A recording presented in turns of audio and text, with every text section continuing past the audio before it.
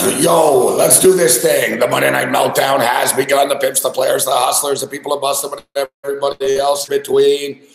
From Buffalo to, I don't know, Birmingham, Alabama. Our boy Dave in Alabama. Although I don't know if he's in Birmingham. We appreciate you joining us here this evening. We're throwing it down. The Buffalo Bills and the New England Patriots are playing, and it's another Patriot game that I read wrong and is torturous. Listen, I played the props more, but I don't like betting against the Buffalo Bills. I always take the Buffalo Bills, even if I really think, well, if I don't like the Bills, I'll usually tease them. I'm like, well, maybe they can cover on a teaser, but I knew that they would play spirited tonight, but the Patriots are kind of sucking. I mean, I don't know. Has Tom Brady ever played a game? Has Tom Brady ever been shut out before? Like, I'm not talking about field goals. It's like Tom Brady, never not scored a fucking touchdown. If we track, Patriot games, my record is probably 1-9 or something like that. I had the Eagles in the Super Bowl last year, but other than that, I don't think I'm ever right on a Patriot game. I've lost, I've either bet against them and they fucking roll. I take them, they lose. They rarely lose, but whenever they don't cover, I seem to be on them. So let's get some sacks in this game. And listen, I've seen this script before. Buffalo's going to lose in heartbreaking fashion. Their defense is balling. Strangely enough, Joe Tessitore has been much less annoying tonight. Due to the fact that there's nothing happening in the game. He can't get excited about anything. So I credit to But honestly, even Witten's been better tonight too. He said less stupid things. He's only said playing at a high level 2 or 3 times.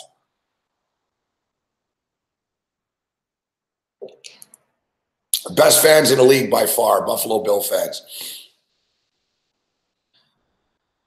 It's easy to root for your team when your team's good, but 3rd and 3, they get stuff. Fuck. This shit's real. This shit's real. I don't know how many sacks there's been in the game, but I like to get this sack prop, and then we're in the break-even mode. Actually, Tom Brady's gonna that prop's gonna hit. Tom Brady's gonna go over 280 yards. I don't know how many sacks we're at, though, to be honest. I got caught up in that.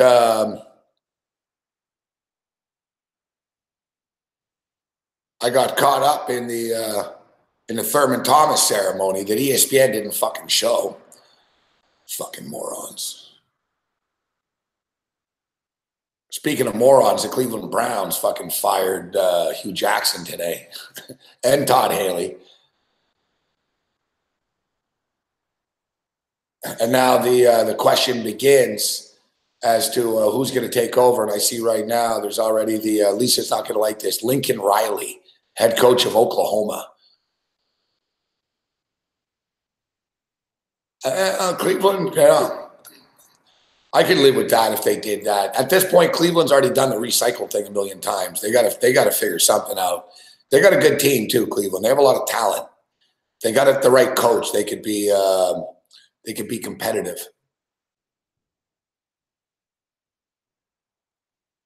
So the Buffalo Bills, man, they could take the lead in this game right now. They're already in field goal range, essentially. They are in field goal range. They're on a 35-yard line. And Derek Anderson fumbles it, but he gets it back. Come on, sack him. Fuck. Fuck, that was an ugly play.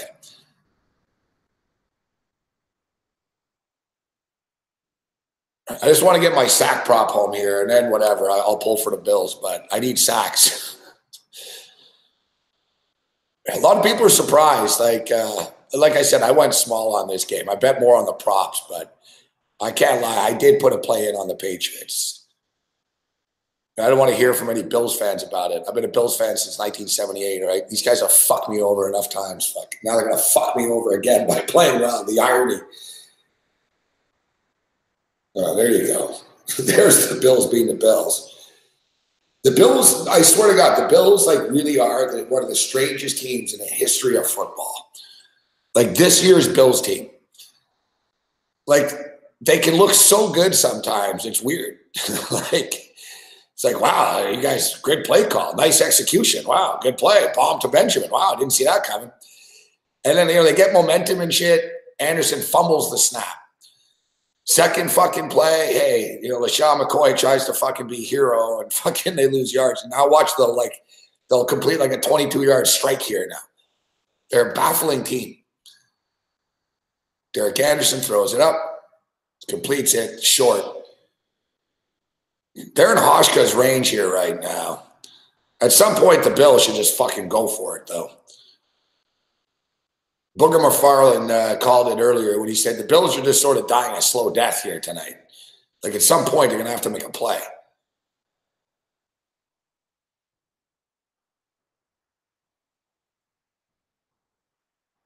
Man, I wish we could get like bonuses for like long field goals. Like Hoshka's good. He's going to drill this. 51-yard attempt. In pregame, he hit from 54 in this direction, dealing with the swirling winds. It's up and it's good. 51-yard field goal. 9-6. With 7.5 left. Look at these people, man. It looks like it's like the fucking conference championship game or something. Like Bills fans are into this, man. Listen, it's a victory for the Bills if they covered a point spread.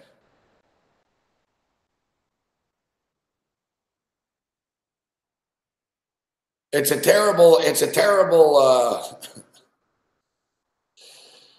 be terrible. Like they're going to lose and like walk out of there. If they could walk out of there happy if they covered a point spread. That's the whole thing.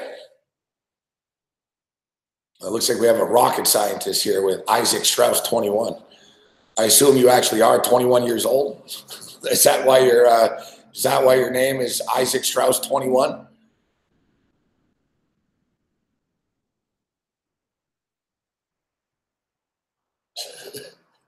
The Bills are going to honor. Victory for Bills if they no fans. No, someone's ending up. There's already Bills fans in a hospital right now. What, there's an earthquake, Bomber? What's going on? I thought you were just talking shit. You're having a real earthquake. Wow. All right. Stay safe.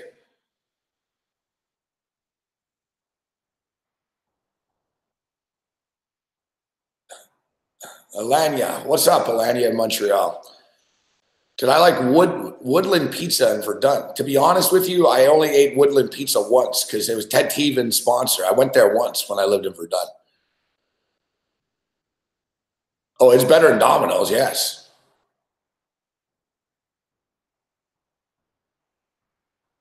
What's up, Vegas guy?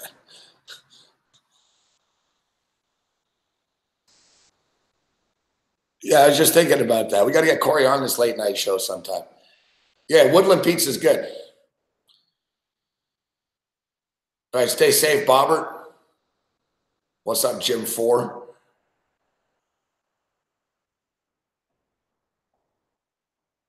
Christine Eaton says the Bills are going to win. We have a lot of new names that I'm suspicious of here this evening. Do I have any AFC? No, I don't have any futures, no. No, I don't have the patience. What's up, Johnny Kicknuts? For the record, what's up, Jim? Hank Hill, the game's on ESPN. For the record, if you guys remember what my Super Bowl prediction was before the Super Bowl, before the season started, it was the Houston Texans versus the Carolina Panthers.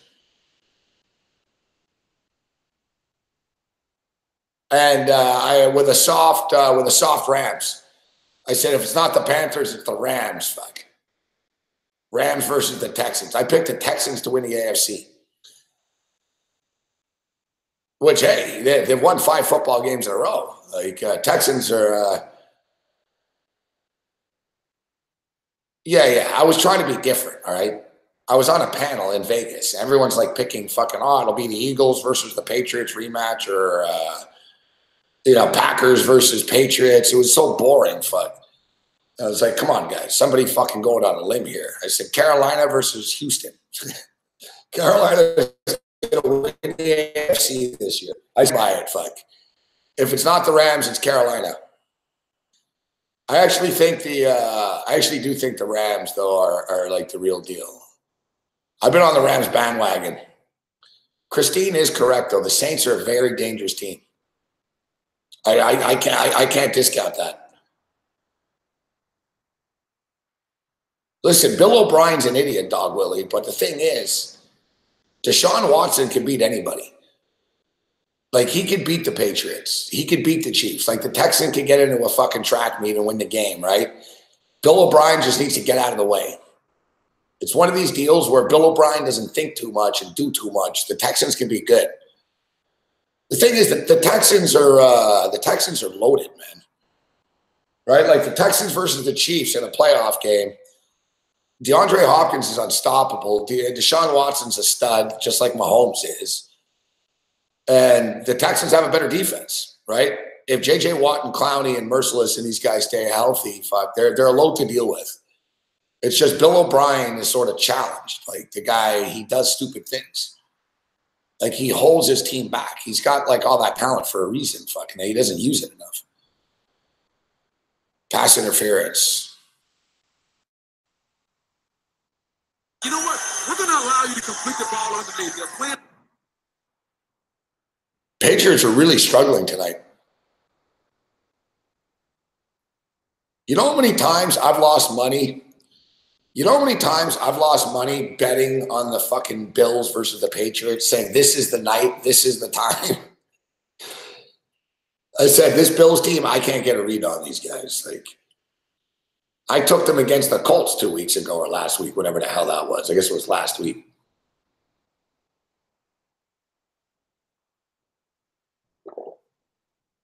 The Bills' defense has really played well. That was a completion there.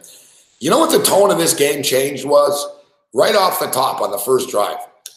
The Patriots threw a bomb and Josh Gordon dropped it. And if he would have caught it, it would have taken the crowd right out of it. It would have been 7-0 Bills, 7-0 Patriots, like 1 minute in the game. And it would have been deflating in the stadium. Josh Gordon drops the ball.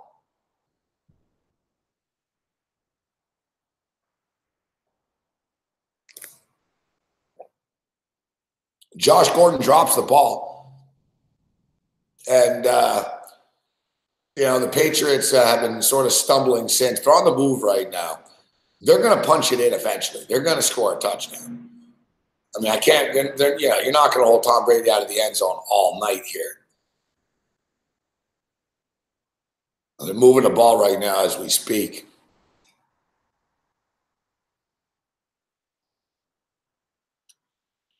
Yeah, I don't know. Like, what's up, Muhammad? I saw your message, Muhammad. No, we weren't on. We weren't on Saturday night. I was in Toronto.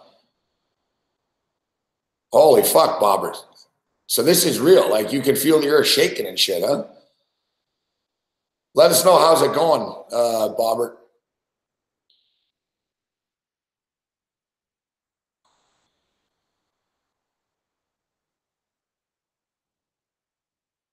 Let us know you're safe and your family's all right and everything.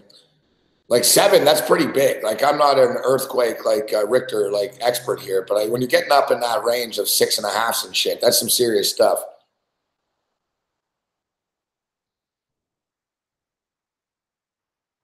Here, I'm gonna look online here and see what's going on with this New Zealand earthquake. This might be so new, it's not even like.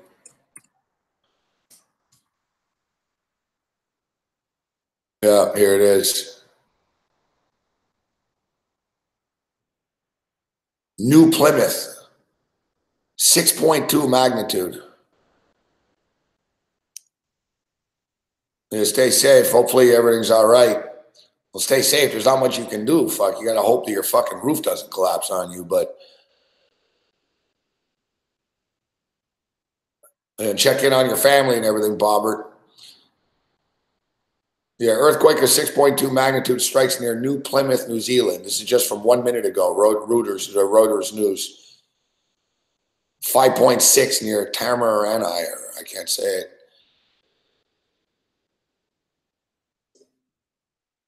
Here it is. Strong earthquake shakes North Island, New Zealand 7 minutes ago.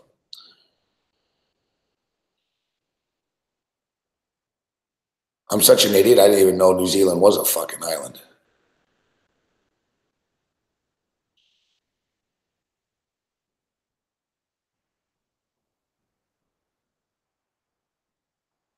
Well, Patriots are on the move, but the Bills get the ball back. It just doesn't stop.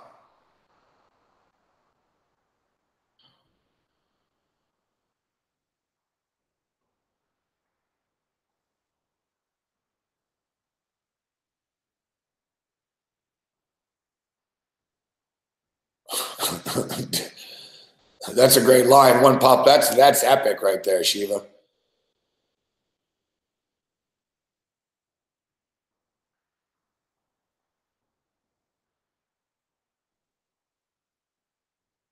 Is there a tsunami on the way? Yeah, we'll have to. We'll keep an eye on this, man. We got a lot of freaks out here tonight. Yeah, the government is watching you. Yes, they are. JD is correct. So, what's your point, JD? And your point is? Carlos Alberto Gonzalez Asuna says the Bills plus 13.5 and the under's easy cash. Hey, don't be mushing anything. I could totally mush this game right now.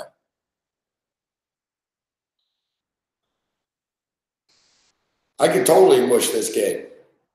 All you guys, seriously, all right, Bills fans, all right, Bills backers. Anyways, too, a lot of people are suddenly, I didn't see any of you guys taking the Bills before the game started. Suddenly everyone's got the Bills here tonight. This guy's, why didn't you take the Bills team total under? Looks like everyone looks like everyone's an expert tonight. Everyone's on the Bills. Like, no one said they were on the Bills before the game, but now they're on the Bills. That's what's going to happen, Nick. They're going to lose, but they're going to cover. That's exactly what's going to happen. I didn't really see Toronto, Matt. Yeah, I was in a studio the whole time, but the studio shit went good. Gordon didn't sit out.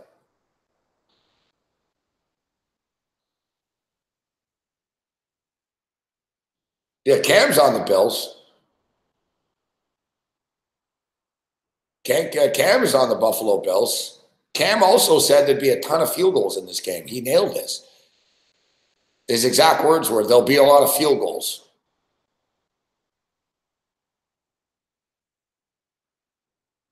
Look, there's Chris Ivory right up the middle.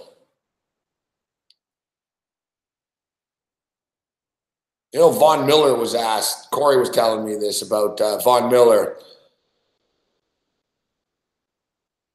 Von Miller was asked, who's the hardest guy to tackle in the NFL? And he said, Chris Ivory by far. Chris Ivory's an angry runner. Like, watch him when he runs. Like, you'll notice, like, people don't fucking want to get in front of him, really. They'll try to tackle him from the side and stuff. Like, he runs hard. And he's an angry dude. Oh, sack. Oh, fumble. Oh, I don't know who got the ball. I think the Bills got the ball back. I don't know if that was fuck. Is it a sack? Is it a flag? What's the deal on this? What just happened? His ability to rush the passer, to be a situational player for this Patriots defense, outstanding. Holding. Offense. Number 62. This drill is declined. The result of the play is a fumble. Recovered by the defense. First down, New England. Knows Patrick Chung with the fumble recovery is Benoit. Oh, and here comes everyone in the chat. Oh, I knew the Bills suck. I'm on the Patriots. I got the Patriots. Is that a sack? Like, I don't know. Is that a sack? Like, it's a sack, but is it a sack or is it a fumble? I don't know. I'm baffled by this statistically wise. I really don't know. I guess it's not a sack, right? It's just a fumble. Fuck. It's like a tackle. I don't know. I guess since he fumbled, it's like, fuck, if he didn't fumble, it would have been a sack. I'll check the box score. Here's Brady.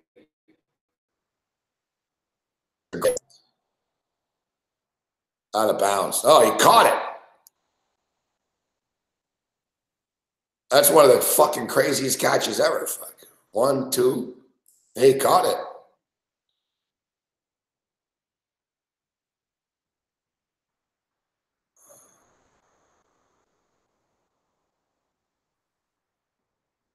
I don't know how they completed that, man.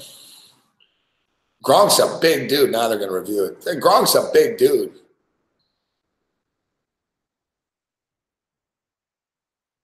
At first glimpse, I'm looking on a smaller screen here, but what's up, Drew? On first glimpse here, looks like he caught it. Look, unless he didn't have possession. Let's see. 1.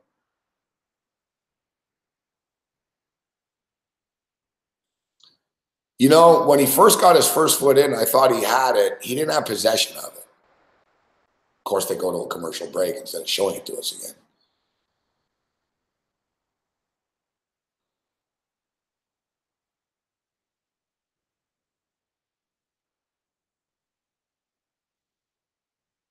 It's a sack, huh? All right, good stuff. Yeah, I'll get a TV. Now I'm back here, Drew. I'll be back here for a little while.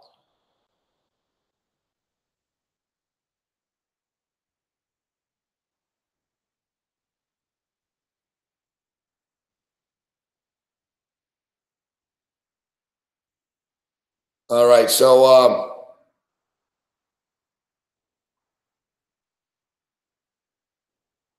what's up, Brian Rowe?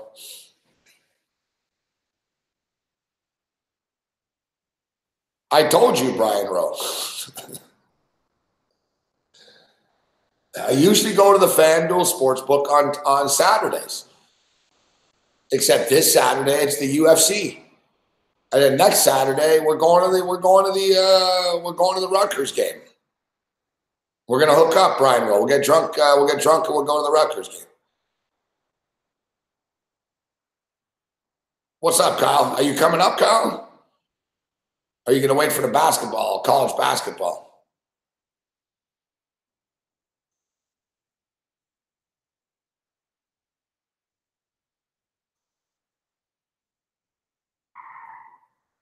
Yeah, come on, Rowe. Yeah, this Saturday we're doing a special UFC. I'm like, Saturdays are crazy. Yeah, Saturday I'm jammed up. It's fucking crazy, this shit. We're going to be on a college football show from 10 to 1. And then we're going to do the UFC from like 3 to 5. Robin Black's coming to New York. Me, Michelle Serpico, and Robin Black are doing a special UFC show. Hey, Brian Haynes, like, hey, Ro. Renzi's been over this.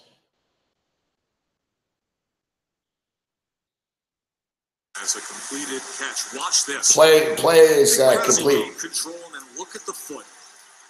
Right there.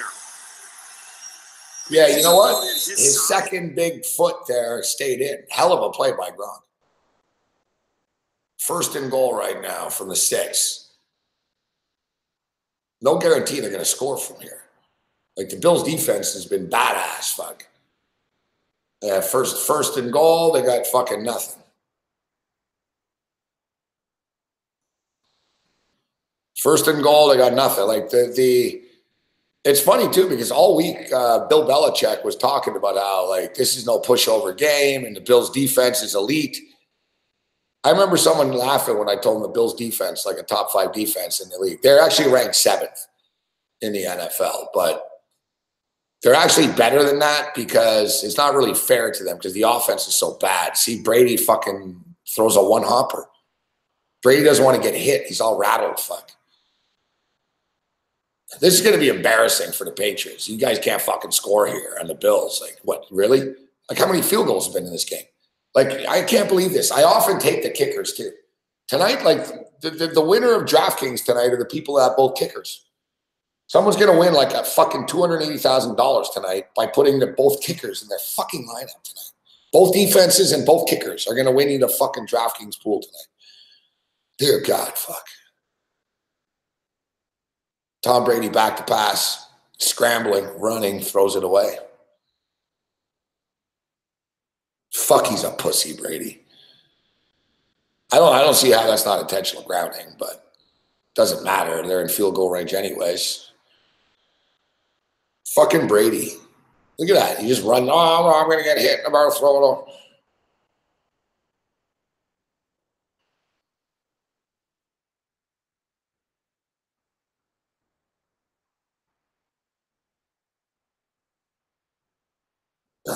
I'm actually in shock that the Buffalo Bills have not allowed these guys to score a touchdown. It's incredible. Like, yeah, the Patriots just had first thing. I knew they weren't going to score. I'm telling you, anytime I pick the Patriots, they don't cover.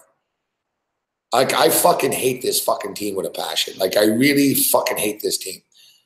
Like, people think I hate this team because they're in the division and they beat the Bills and shit. I just hate them. Like, they've fucked me so many fucking times, this fucking team. Like, they've screwed me in the super contest for big money, the Patriots. Any fucking time I pick the Patriots, fuck, they fucking screw me. The worst part is, they're like, the Bills aren't going to win this game either. Fuck. So it's 12-6 right now. I still stand by the fact that the Patriots are going to score a touchdown eventually, but it might not be enough to cover the monster number. So is Bomber back in the chat yet? How's what's going on in New Zealand?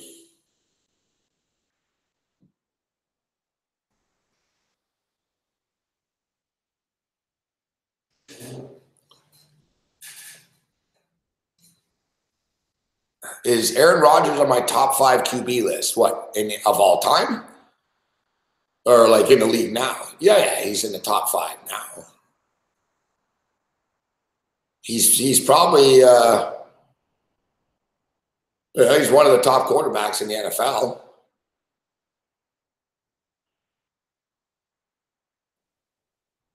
But he's not like top 5 of all time. No. Like, are you asking like of in the league or like of all time?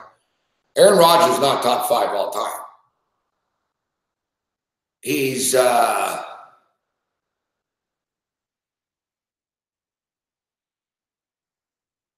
Aaron Rodgers is a great quarterback. I brought this up this morning. And I didn't say that Aaron Rodgers is overrated, but he is overrated. Like, he's not, overrated is not the right, maybe not the right word, but I guess it is really. Like, Aaron Rodgers gets talked about in the same way that the all-time greats get talked about. And he's won 1 Super Bowl. And if you think about it, he hasn't even played in that many big fucking games. Like, they always lose in the playoffs.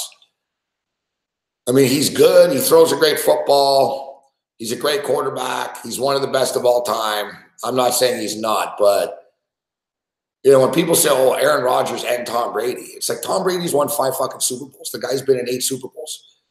Like, Aaron Rodgers won 1 Super Bowl. It's not the same. You can't just like say, oh yeah, they're the same. They're not the same.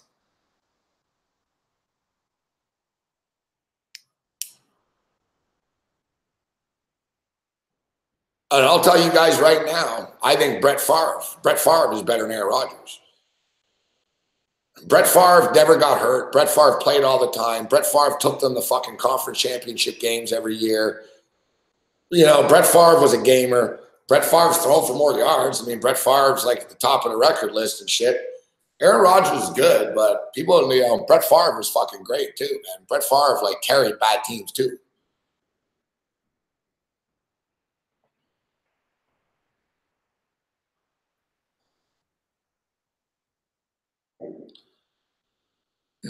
They're both great.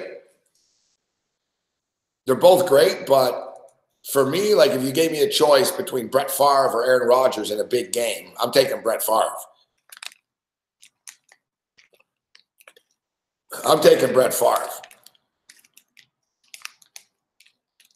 Brett Favre, like, sort of dominated. You know what I mean? Like, he was, like, unbeatable. Like it was that he had that aura around him. Was like, oh fuck, man, you got to play Brett Favre. Fuck, you know what I mean? You're going up there to play out in the cold against Brett Favre. Good luck with that. You know, Brett Favre fucking made big plays in big games and shit. Aaron Rodgers threw a Hail Mary against fucking the Detroit Lions once. This year, his big epic comeback was against the San Francisco fucking 49ers, a fucking one-win team why were they down all game? You know, like Aaron Rodgers' record when he's trailing in football games, it's bad. And it's really bad. And like I said, Aaron Rodgers has had a few big moments over the years, like recently on TV, but it's always against shitty teams. It's not like, oh man, you remember Aaron Rodgers came back and beat the Eagles in that fucking playoff game? It's like, oh yeah, Aaron Rodgers threw a Hail Mary against the Detroit Lions. Fuck. All right, Aaron Rodgers came back. Ooh, he scored a fucking touchdown in the last 3 minutes against the San Francisco 49ers at Lambeau. You got to be kidding me. Oh, it's a hero, heroic. You know? It's like, man, the media just blows Aaron Rodgers, and it's never his fault. It's always everyone else. Oh, the receiver's not in the right place, Chuck. It's like, yeah, fuck. It's never his fault, fuck. You know, Rodgers, like, sort of makes faces on the sidelines, like, you know, at the defense. And, you know, give me Brett Favre over Aaron Rodgers.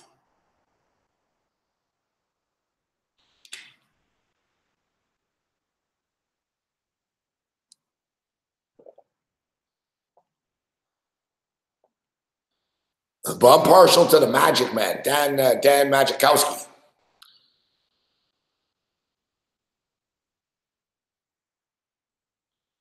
Listen, I'm not saying Aaron Rodgers isn't a good quarterback. I'm just saying I prefer Brett Favre. Doesn't mean that Aaron Rodgers isn't great, but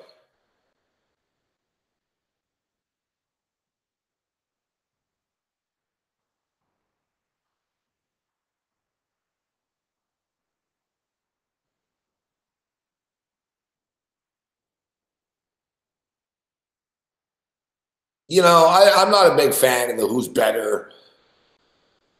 I'm not a fan of the who's better stuff. You know, it's tough. It gets old, you know, especially different eras. But Brett Favre and Aaron Rodgers weren't really different eras. I mean, Aaron Rodgers replaced Brett Favre, right? So there's a common comparison to them. They both won one Super Bowl. But Brett Favre won more big games.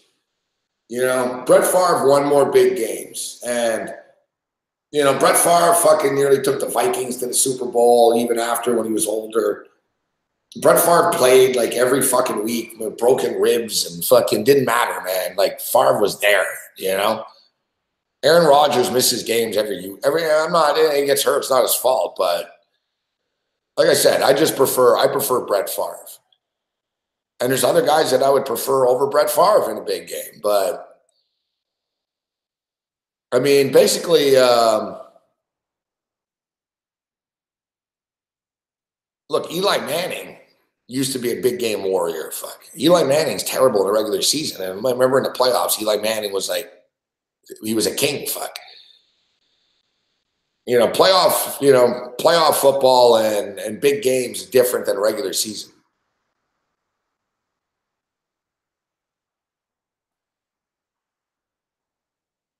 What do I think of the Todd Gurley stuff? It's, you know, listen, it's disappointing if you have the Rams, but that's betting, right? As I stated earlier today, if you bet on the Rams, you bet on the Rams wanting them to do all the right things and make the right plays. But that's exactly what they did. It just meant that the right plays didn't happen to be what happened to be good for you.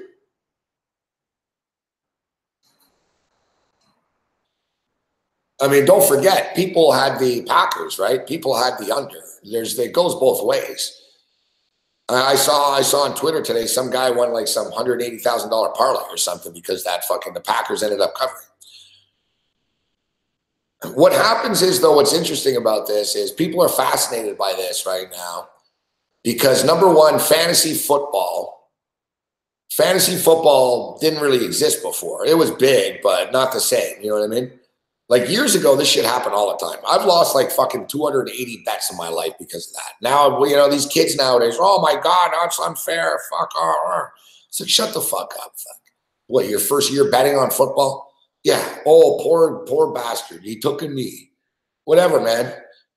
You know what I mean? I had the Rams in a teaser yesterday. I had the Rams in the Super Contest. I lost that, or in a nugget, I think, one of them. But it's like, that's betting. And the thing is, it used to happen all the time. It used to happen all the time. But it doesn't happen as much anymore because players are dumber now. And coaches can't control players. Like, I see it all the time in college and shit, where a kid will the kid should take the knee, but he returns it for the touchdown. And, you know, you'll see this often now. Where I'm going with this is there's not a lot of unselfish, smart players that think about the team and the game. Basically, 9 out of 10 running backs in the NFL. You think Zeke Elliott's doing that? You think Zeke Elliott's even thinking what Todd Gurley thought? Zeke Elliott sees the end zone and thinks, oh, fuck, I'm going to fucking do a dance and fucking do this stupid feed me shit. Right? Todd Gurley, you know what I mean? Other running backs see the end zone and they're thinking, fuck this, fuck, I'm scoring. Sorry, coach. Hey, you know what I mean? You know, hey, we scored. You know, other guys are thinking about their contract, and you know what? I get a bonus if I score 8 touchdowns this year. I'm not fucking taking any. Right? Like, so many guys would have just said, I got caught up in a moment. Todd Gurley's thinking about the team and the game. He's thinking about the team and the game, and he's thinking, you know what? If I take a knee, we win the game automatically. If I score a touchdown, we're giving the ball back to Aaron Rodgers, and crazy shit could happen. Yeah, they need to score twice, but still. If we take a knee now, we win the game and it's over. Right? That's unselfish. If Todd Gurley was selfish, he would have scored the touchdown. Todd Gurley is thinking about the team. He's not thinking about your bet. He doesn't care about your bet. He doesn't care about your fantasy football team. He cares about his teammates, you know?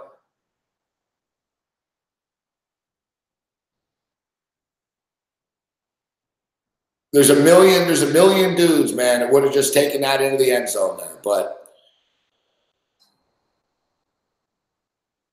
all right, Tom Brady back to pass, 3rd and 5, goes deep, completes it.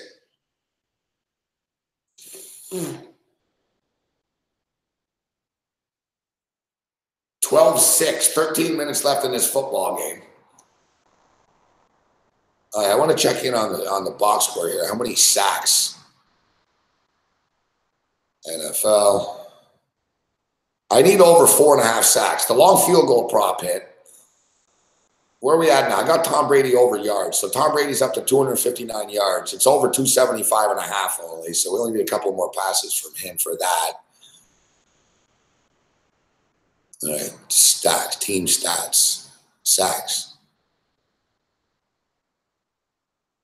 Fuck. There's only been 3 sacks in the game. I need 2 more sacks. It wasn't a good bet, the sack prop bet.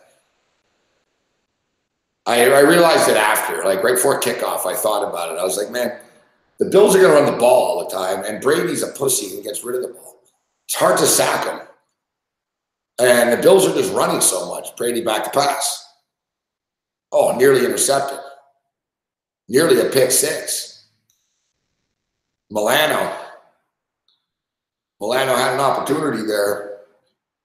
Those are the type of plays that you need to make if you want to pull the money line upset.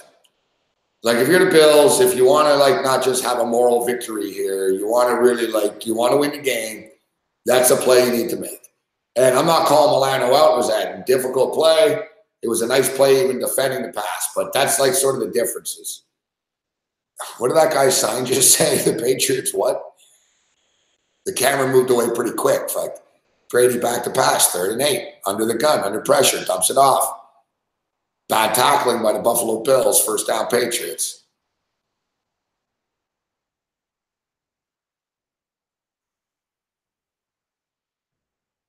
There's been a problem for the Buffalo Bills over the years. Their 3rd down defense. The Bills, like, defense is always good on 1st and 2nd down. They have been, like, for the last 20 years.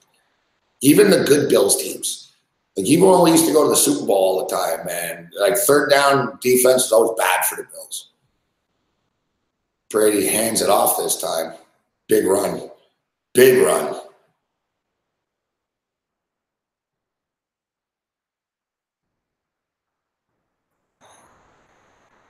Patriots on the move right now.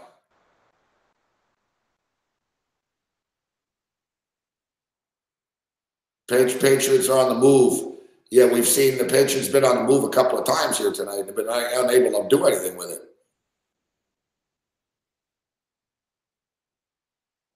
Cordarrelle Patterson. Interesting. They put Patterson as a running back. He just took off.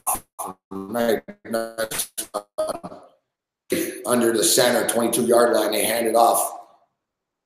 Nice tackling by the Bills on that. Textbook. 2-yard pickup on first down, sets up a 2nd and 8. Brady's got to be getting frustrated here. Did they just give the ball to Cordarrelle Patterson again? Like, what's the deal? Is he their running back suddenly? They have no running backs. Like, it's a weird deal. This is why we should have put more on the Brady yardage prop to the over tonight.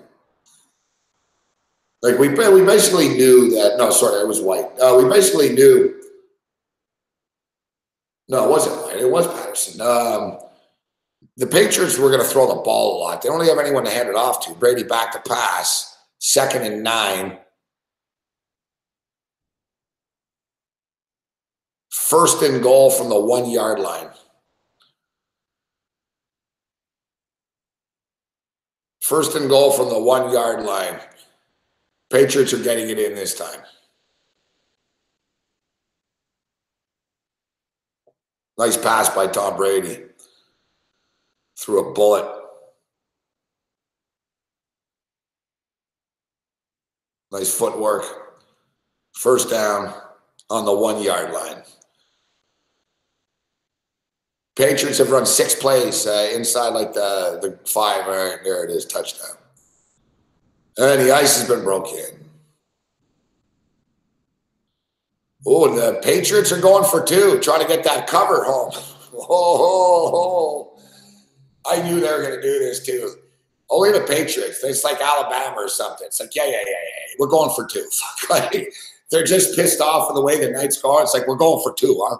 It's like, yeah, coach, we're going for 2. Like, I can just picture Brady telling them, when we fucking score, we're going for fucking 2. This is the point spread here. Unbelievable. After all this, fuck, it comes down to a play. I say they don't get it. I don't think they will, fuck, just to spite me. Brady back to pass. Intercepted.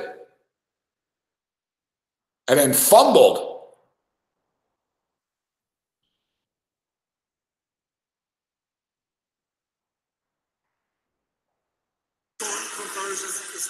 It's no good.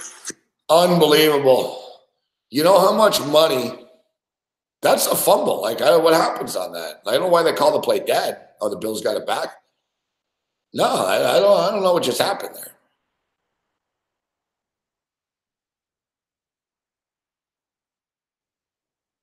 Wow. You believe that?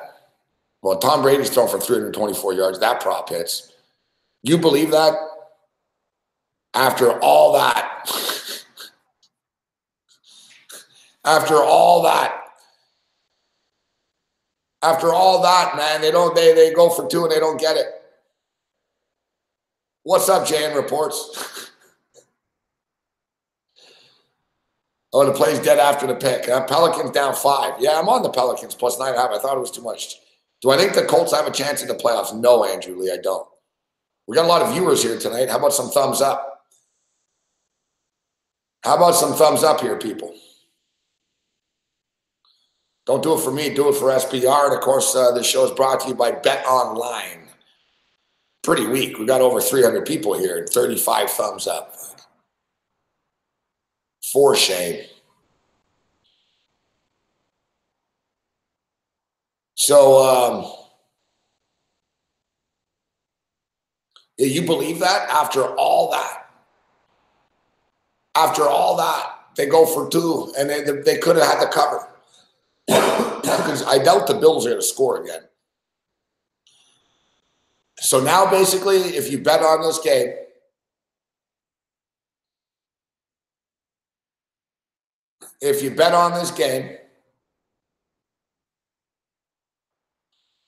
Nah, thumbs up count in the YouTube algorithms, Nate Brooks. The YouTube is its own little fucking world, right? How about you buy a TV and fucking turn it on ESPN, Stephen James? You don't know where to find a fucking football game? You got to come bother me?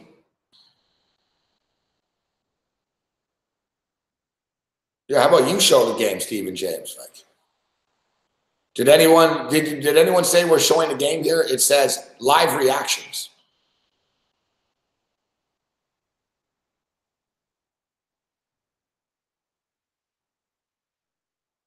Yeah, Vin Diesel, what's up? I'm in between movies right now, Max Power. Fast and the Furious number fucking 22 is going to be coming out in a couple of months. What's up, Hawaii? I'm a fan of Hawaii. I should move to Hawaii. Fuck. Yeah. Once we're in New York City right now, wrapping up filming of the new Fast and Furious movie. I was just with Dwayne Johnson, The Rock. We were just hanging out. We just ate dinner before the football game here tonight, and then we decided to talk a little football here this evening, just to prove that Vin Diesel knows his football.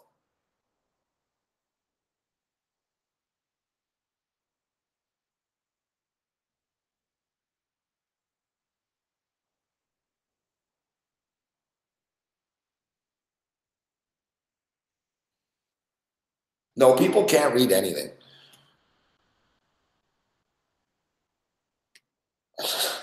people can't read anything. All right, so I'm done talking to you fucksticks. I'm looking back at the football game. 18-6 with 10 minutes left. Still a lot of time left right now. The new in-game number is the New England Patriots minus 12.5. As far as the basketball is concerned, Denver's now up by 9, 94-85 with 6.5 minutes left against the Pelicans. Spurs are up 105-102 in overtime against the Dallas Mavericks. But tonight it's about the football game. It looks like one of the referees got hurt. So like I said, later in the week, Robin Black's going to be in town. We're going to do some UFC stuff on Friday. He's going to be in on Carton and Friends, Game Time Decisions.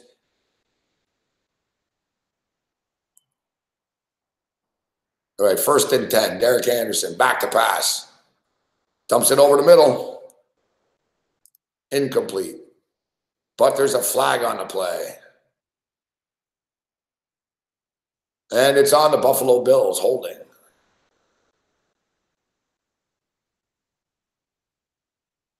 If you have the New England Patriots right now, this is the scenario. The Bills just sort of screw up, back themselves up, have to punt the ball from their end zone, and the Patriots either score a field goal or a touchdown, and a field goal covers too.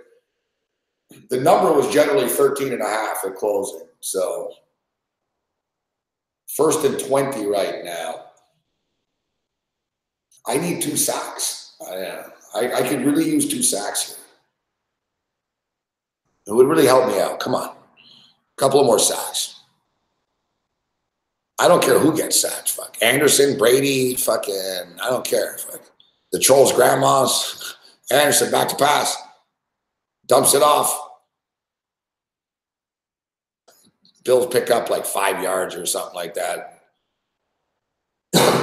Should be about 2nd and 14, I would say. Anderson's got like a horrible, 2nd and 14. Anderson's got a horrible motion when he throws the ball. It's like he pushes it. I saw him like his first pass of the game. He fucking like threw this pass. I was like, look, this guy used to have a good arm, but. And Derek Anderson was playing golf a couple of weeks ago. Right, 2nd and 14. Anderson back to pass.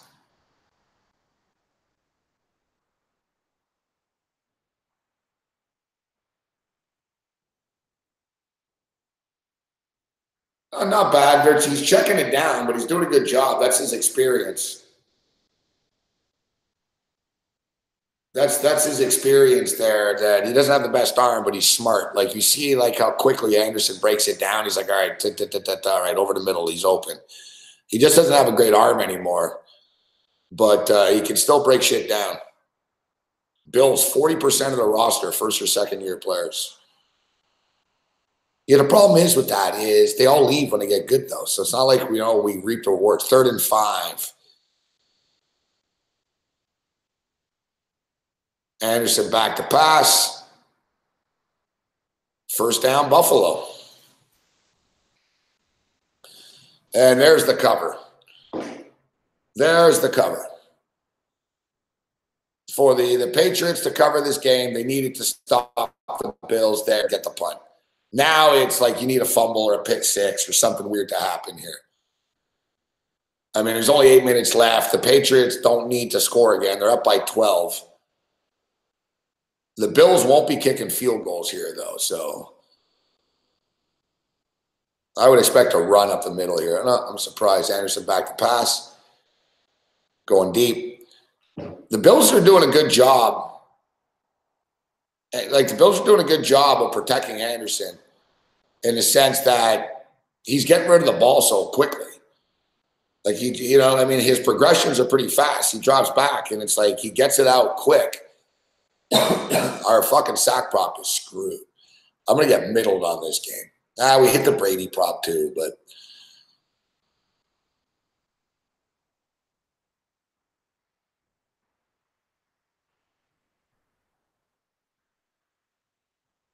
yeah, my apologies. My apologies, JN Reports. It wasn't a good pick, the sack prop. My bad. Will Winston ever start again for the Bucs? Yes. Dude, they fucking change their quarterback every 2 weeks. That's a stupid, stupid, stupid thing that they're doing.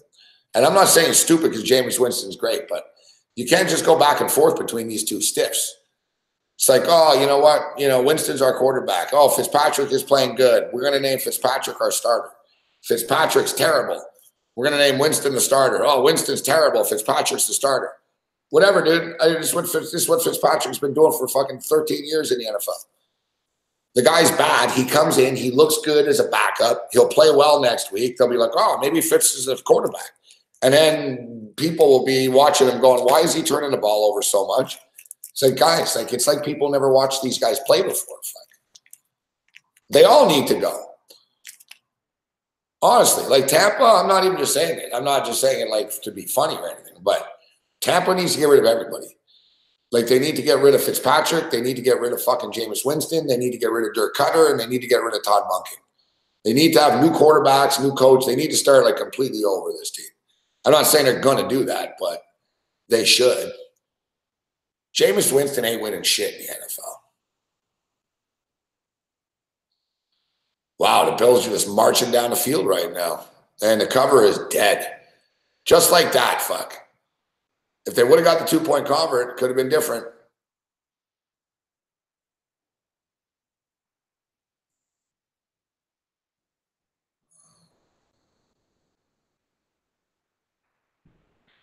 Like I said, the Bills can't kick a field goal here, so it's touchdown or bust for them. Maybe the Patriots could get a garbage field goal after or something. I doubt it. Nice coverage, nice attempt by Zay Jones there. Nice play all around by everybody. Got to give credit to the Bills, man. I mean, they're really balling here. Even though they're down by 12. They're down by 12. Of course, the spread's 13.5. Motherfuckers. Throwing it up there. That's a touchdown. Wow.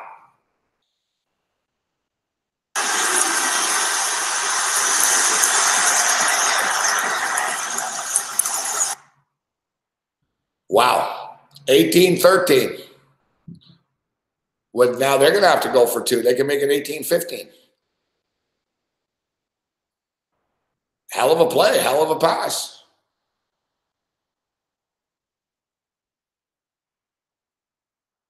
Except he didn't catch it. It's not a touchdown. That's not a touchdown.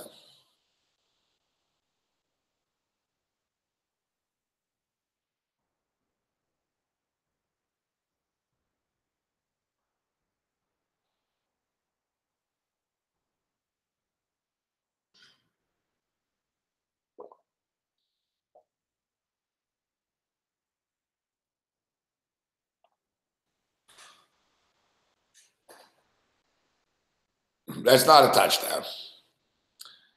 And it's too bad. It was close, but you see the ball. It's not a touchdown.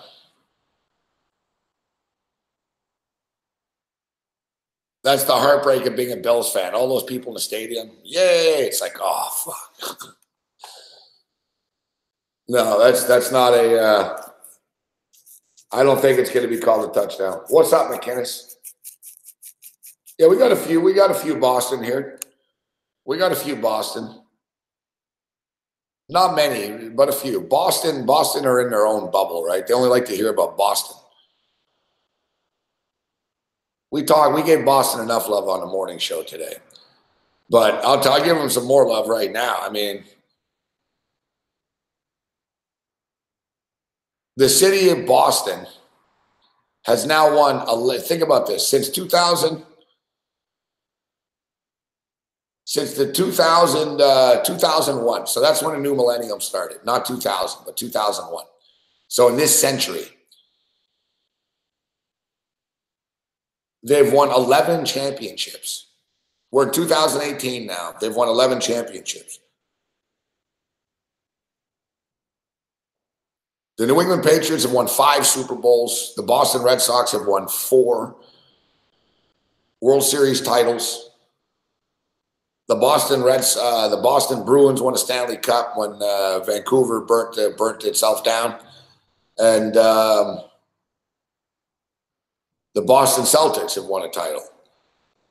11 titles in the last 18 years in Boston, 17 years in Boston. Some crazy ass shit. Like I don't think there's never been a run of like that in sports from one city. How long is this commercial break? Fuck. Oh, Pelicans are down by 5 with 3 minutes left. They're hanging around. All right. Took forever, and of course, no touchdown.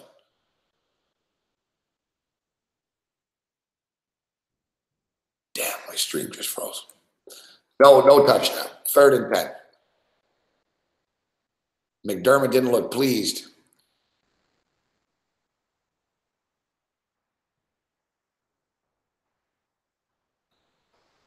That was a great timing for my fucking stream to be fucking freezing here.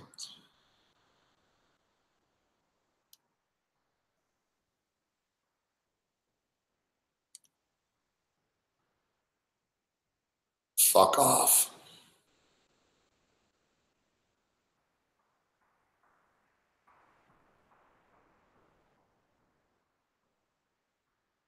And it goes back to that Jason Kroom potential catch. That was the matchup. That's why they sent the tackles out to see what they were going to do. You see what I mean? The Bills, though, like they'll go forward, like they're the definition of a couple of steps forward and a couple, like, 2 steps forward, 4 steps back. like I said, like the Bills will make plays and then they'll make plays to hurt themselves. They're a very, very strange team. 3rd and 15 from the 30-yard line. Derek Anderson back to pass, dumps it off, intercepted. Running past Lyman, Anderson with a blocker in front. Pick 6, as we stated, we called it. Pick 6.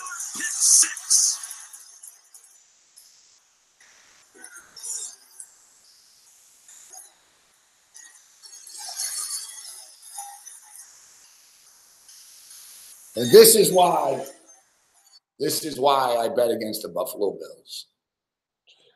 Just when you think, fuck, from them scoring a touchdown a minute ago to what just happened now, like these drunk people in the stadium, it's like deja vu. It's like deja vu. It's like having the same nightmare every night, except you get killed in a different way. It's like one day, it's like Freddy fucking gets you with his nails and his fucking glove. Another night, Jason just hits you with a baseball bat. It's like, all right, it's like one of these like virtual reality sort of games. You know what I mean? It's like, you're walking along. It's like, all right, last night, they came out with a chainsaw. Like, I'm ready for the chainsaw. It's like, no, tonight we're coming from behind. We're hitting over the head with a baseball bat. It's like you don't know. It's like that's the thing when you're a Bills fan. You know it's coming. It's like you're walking down the street and you know I'm about to get attacked and mugged, but I just don't know from what alley and how they're going to do this. Are they going to shoot me? Are they going to pull a knife? Are they going to fucking hit me with a baseball bat?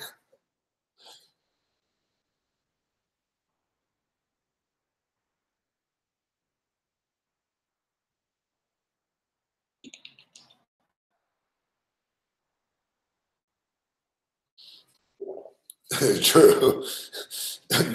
Tom Brady now number 3. That's not bad. All right, now I love everyone's gonna flip. I fucking knew it. Ah, son of a bitch! I can't believe this. I can't listen. Have a nice one, Constantine.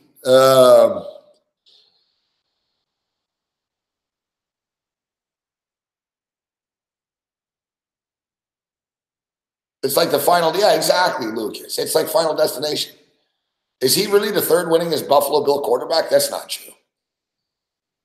That's not true. Come on. He's won more games. He's won the 3rd most games in Buffalo.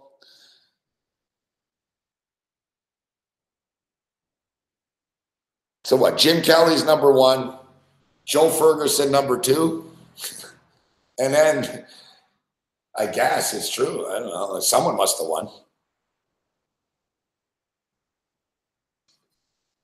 No, the Bills are better than the Browns.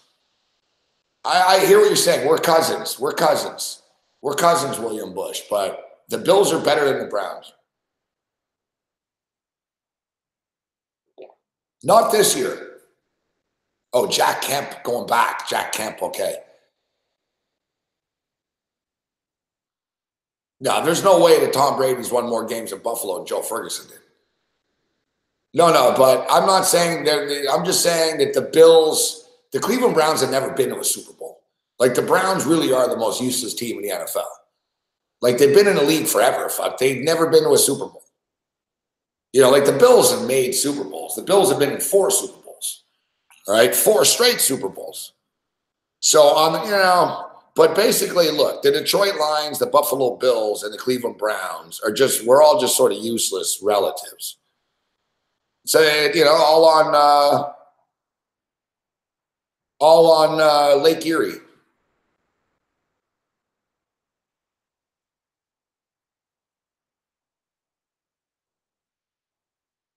Like the Cleveland Browns are better now than the Bills are. I'd say the Browns are better. Well, I don't know. It'd be a battle if the Browns and Bills played.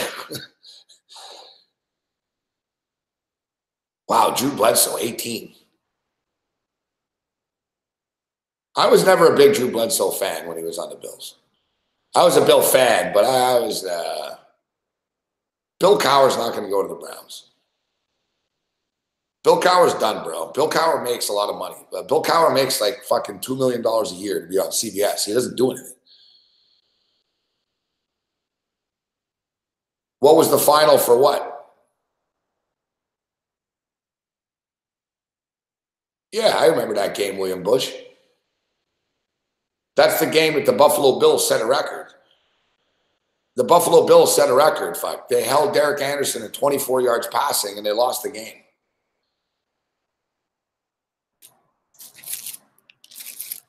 Like, that's the Bills. That's all you need to know. Like, the Bills set an NFL record. Like, they were for like a team, like for the minimum amount of passing yards they gave up and losing. It was in the snow and shit, but they held Derek Anderson at 24 yards passing and they lost. It's like, I remember that day. I was like, this is just fucking, you guys are just fucking useless. It's like, even when you play well, you can't win. Like, that's the thing with the Bills. It's weird too, because the Bills have good players. Like if you watch the game tonight, like their defense is good. Some of the guys on offense make plays and stuff, but when you add all the sum of all the parts up, they're cursed. They're cursed. They're cursed. Like it's cruel, unusual punishment. This stadium is literally built on a burial ground. Fuck. I'm not even exaggerating. It literally is. Like they told fucking Ralph Wilson at the time, listen, you can't build a stadium here. Fuck. It's bad luck. And he didn't listen. Fuck. He didn't listen.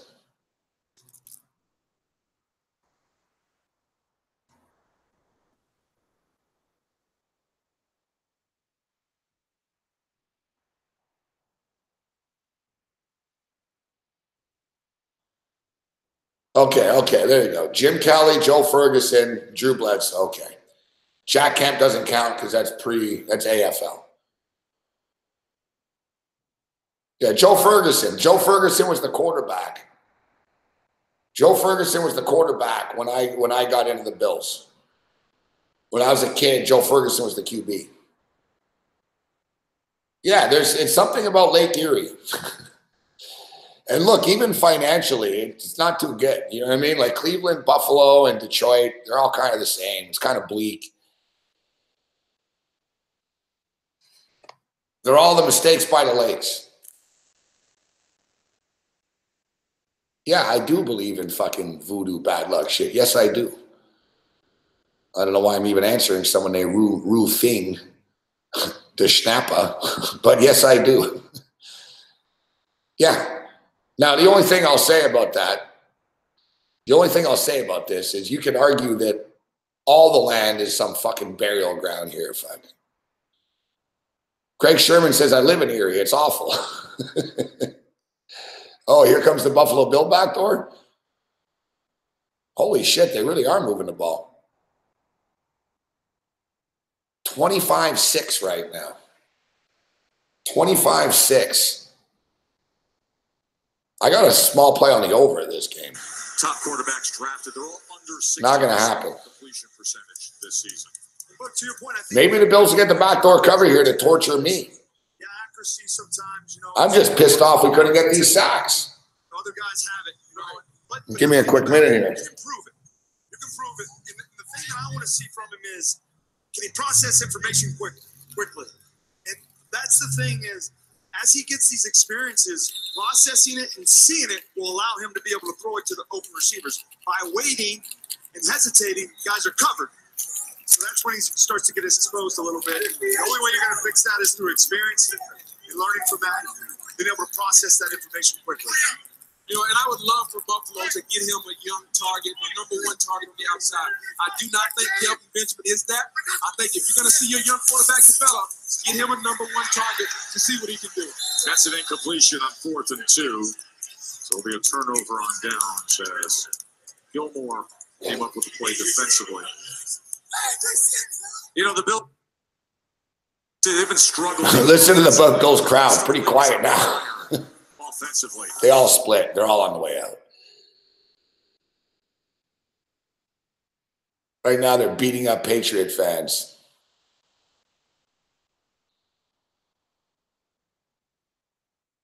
Like Bills fans are all cool and stuff, like at games.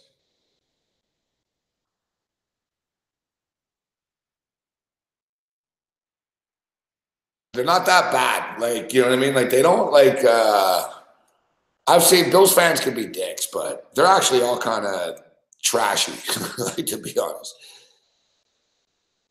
Like Bills fans, like it's like a sleazeball over the top thing. Like, if you guys remember a few years ago, it was snowing and the Patriots were playing, and a Patriot fan went into one of the porta potties outside the stadium, and fucking Bills fans like pushed it over. Fuck, they pushed the guy over in a porta potty in the snow. Like, they've eased up a bit. Like about 10 years ago, it was more aggressive. Now it's not too bad, but I'll tell you, though, and I've been there a lot, it's after the game. Because they're all drunk, they're shit-faced right now, and their little raw Bill shit is worn off. Now they're going to be pissed off in the parking lot. Reality kicks in. They got to go back to their shitty job in the morning. And if you're a Patriot fan, like, you're better off, like, either getting out of here. Like, if you're a Patriot fan, you should probably wait in the stadium for a couple of minutes. Let it clear out a little bit out there. Like, you don't want to walk out of there. Like, all it takes is one dude, man, like, to fucking hit you in the back of the head, you know?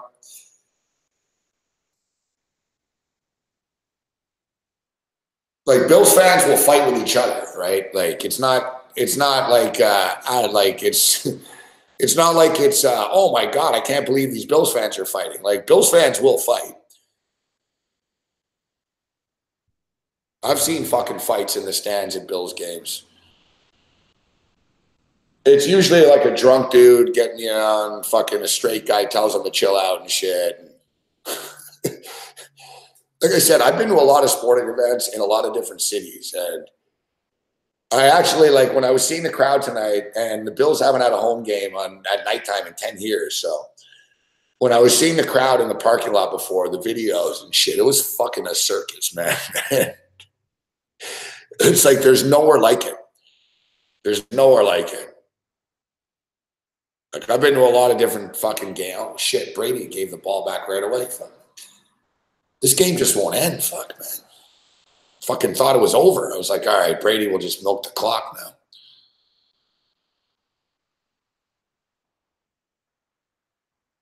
Yeah, I don't know. You know what, Big Will? It's not like ESPN's going to tell us if someone. It's not like they're going to tell us, ESPN, oh, someone threw a dildo on the field. We'll have to find out online. But I didn't hear the crowd go crazy. But I've had the sound down a lot. The Buffalo Sabres are pretty good this year, actually, Ryan C.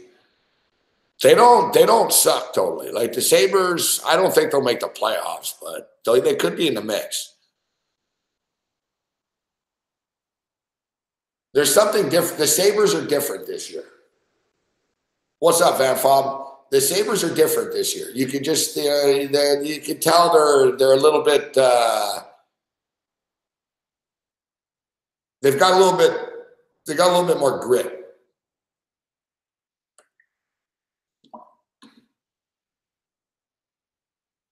I think the good way of putting it is the Sabres actually expect to win games now. Like, I think before, like, exactly, Matt. We're good to see a Matt and Raptor fan. And you're exactly right. Skinner on that line right now with Eichel is a big difference. Like, they're not like just kids anymore, the Sabres. Like, they come back, they're good. Like, they got skill and shit. Like, they're not terrible, the Sabres. The only problem for the Buffalo Sabres is they play at Buffalo. And Buffalo is cursed, I'm telling you. Like, there's something about that place. I don't know what it is, what happened there. There's a reason why no one wanted it. Like, you know, I'm telling you. Like, there's something going on in that city. They won't win. They can't win. They'll never win. Like, the Sabres will make it to the Cup or something one year, and they'll lose. Like I have accepted this. Like, the Bills will never win in my lifetime. Like, I'll be dead. Maybe the Bills will win in the future. Someone, you know, you guys, with my luck, you know what? With my luck, the Bills will win like 2 years after I die. Fuck. Like, I can totally see that happening. Fuck. I die and the Bills win. Fuck. People will be like, that's unbelievable. Fuck. The guy fucking loved the Bills. He lived till he was 86. And fucking, they won when he was 87. He died.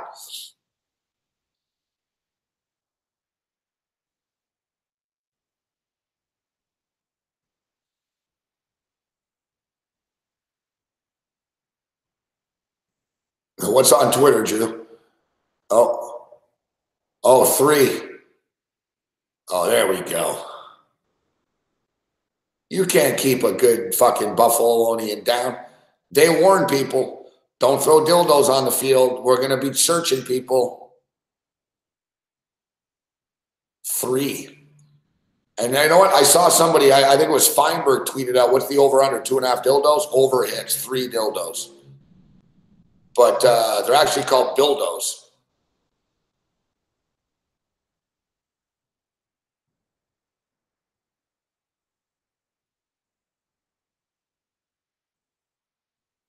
Oh, this is great. Want to see a ref kick a dildo out of the end zone?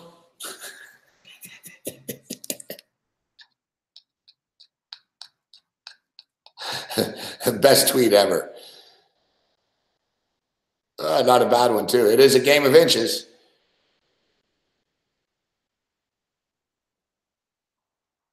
People are pretty smart on Twitter here. Someone else say, hey, you can't kick Gronk like that.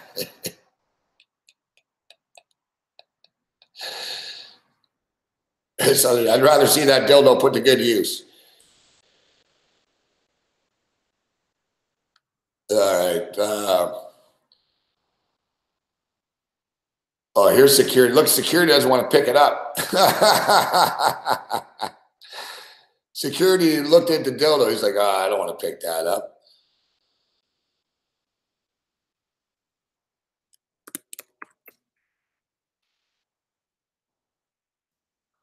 Best tweet ever.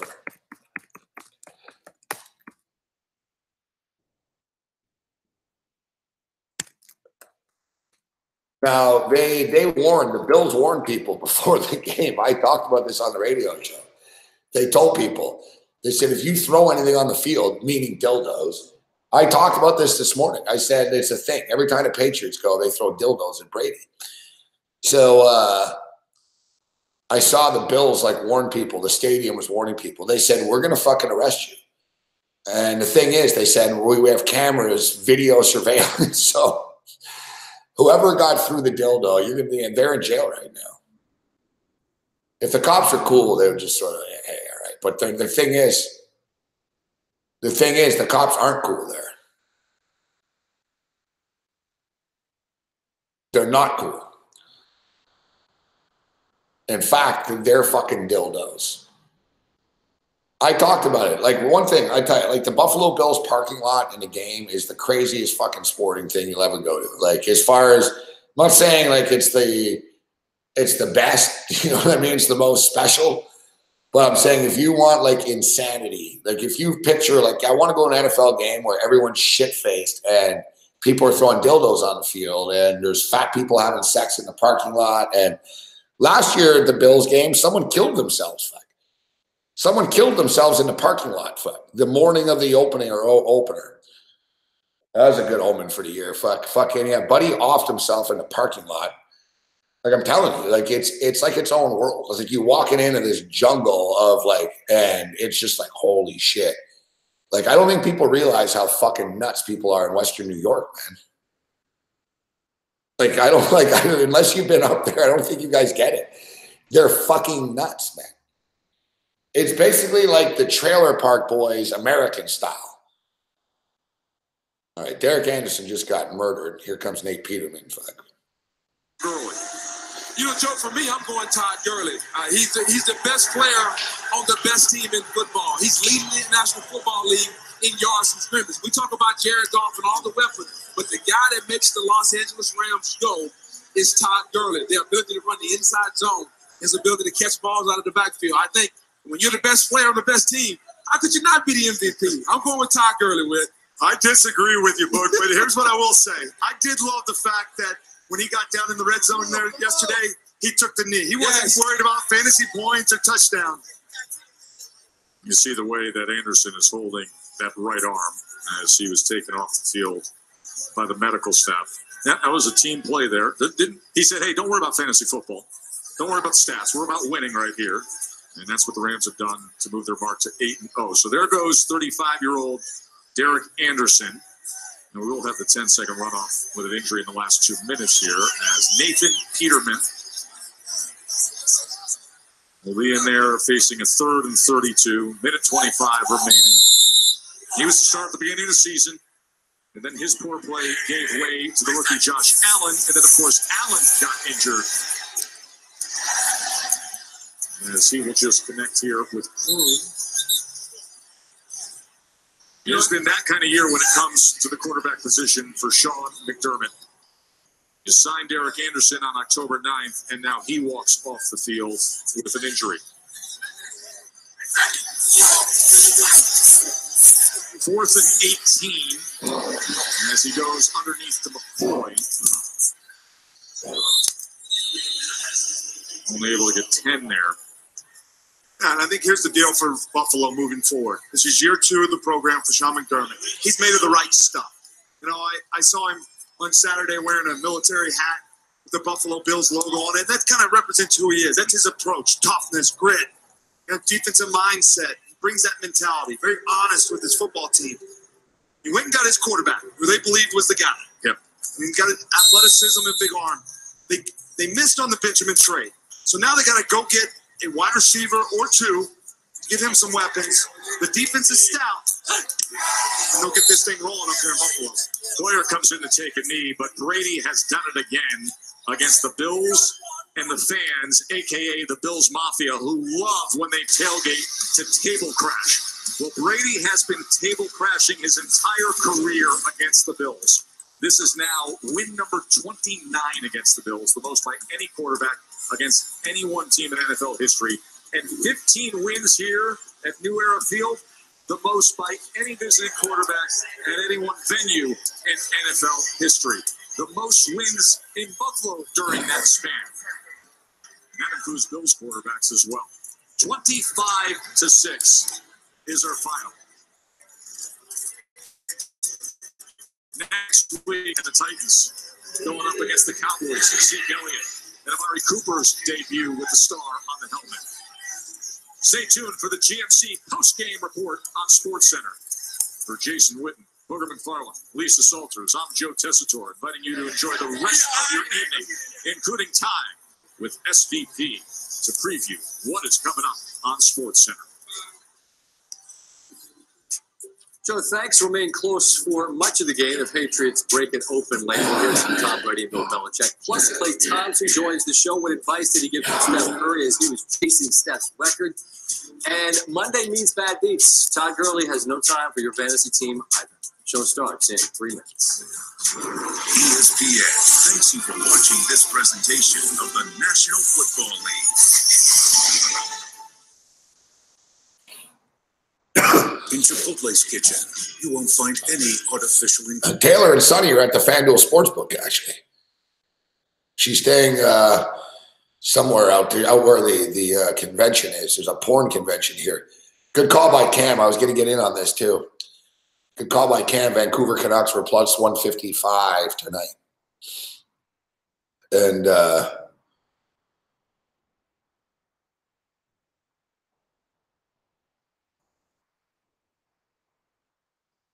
plus 155, they're up 3-1 with about 8 minutes left in that hockey game. 9 minutes left.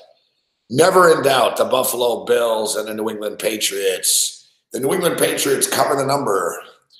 Wow.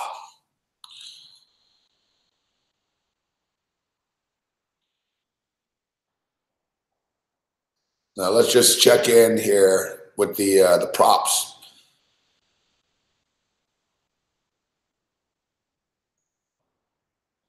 Boom, we get the 5 sacks winner, long field goal winner. Tom Brady over 280 yards winner. New England Patriots winner. We lose on the over, fuck. So what, we gave you guys 5 picks in this game. We go 4-1.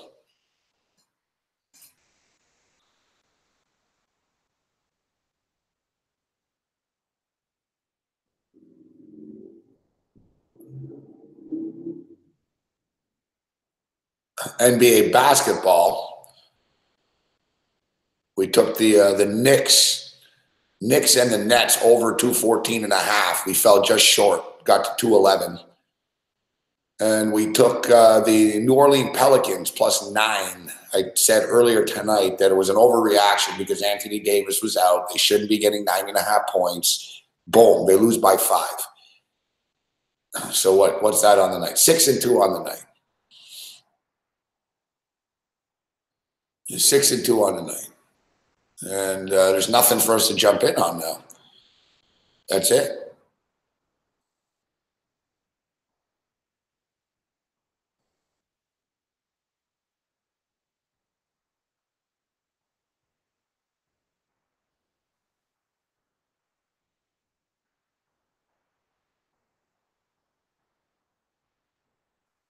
We'll take it.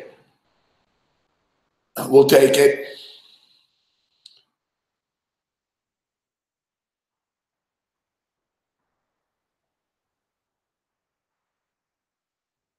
All you need to know, though, about people is the same thing yesterday. We killed the NFL yesterday. I have trolls. Fuck. Why would you buy a half a point? Oh, you suck. It's like the level of trolldom is just, it's so terrible now.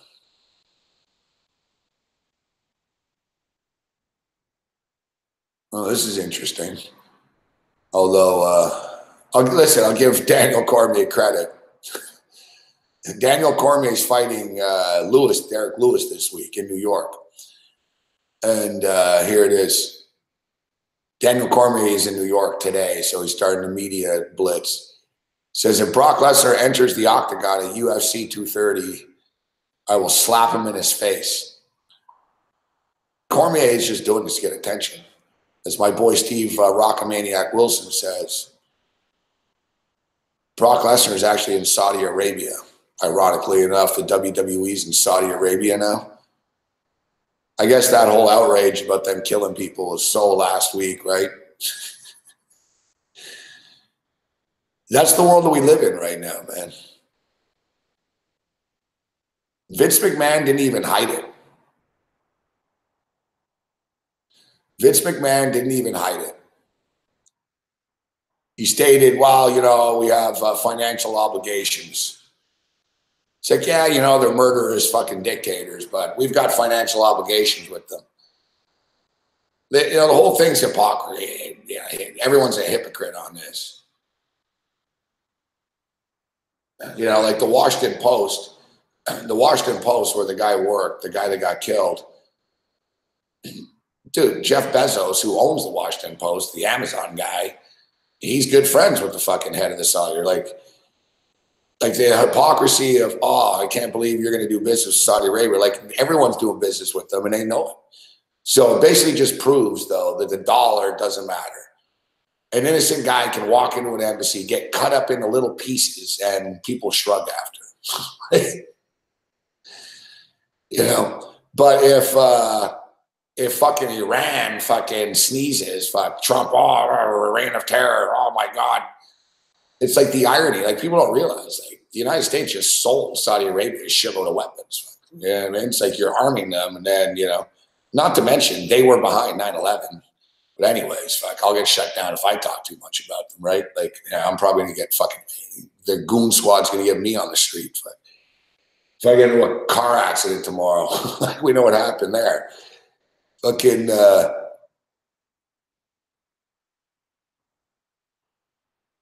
fucking goon squads. Like they literally cut the guy up. They said, oh, it was a fist fight that went wrong. It's a fist fight went wrong. The guy was an old man. Like, what do you mean fist fight went wrong? You basically took the guy, cut him into little pieces, and fucking planted him in a garden. That's what they did, essentially. Like, that's what the Turkish authorities think. They basically spread him in a fucking garden.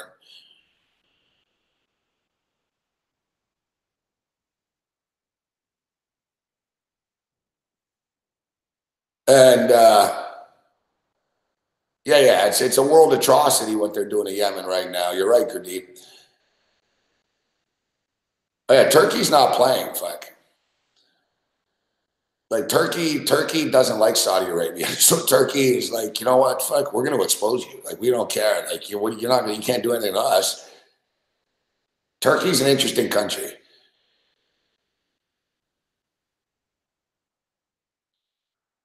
Yeah, you gotta like that, Steve. I know, like the WWE, like they're like it's a bad look, but they just don't care. It's a good point that you raised. They push the women, but the women can't compete.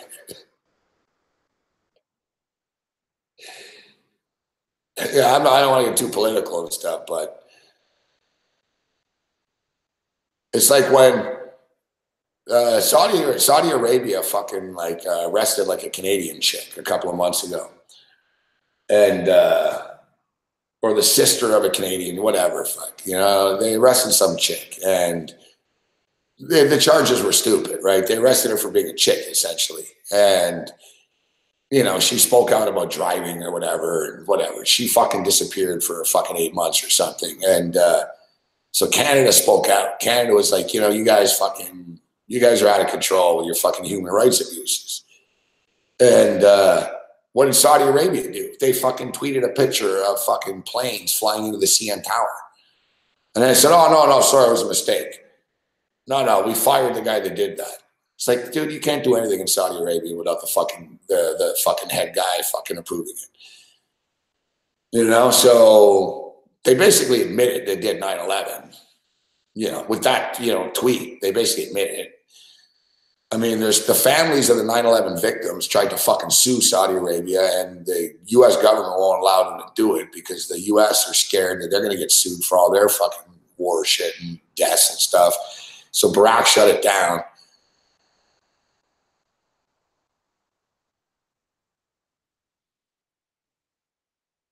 But on another note, too, I mushed that game. I got to shut up, that hockey game. On another serious note, too, before we'll move on, is looks like John's just fucking shit out of luck.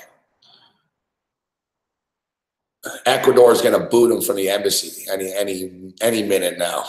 Like I would feel sorry for him, to be honest, but I don't. Like, now he pushed his luck, man.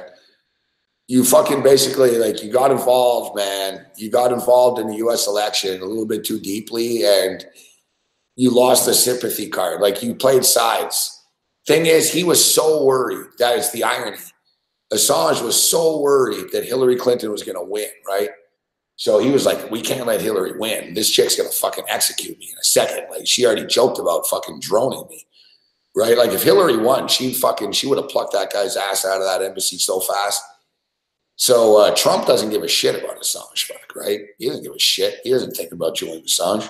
And he likes Assange because she hates Hillary. But he's about to get fucking booted out of the embassy. And, he's not in a good spot right now, man.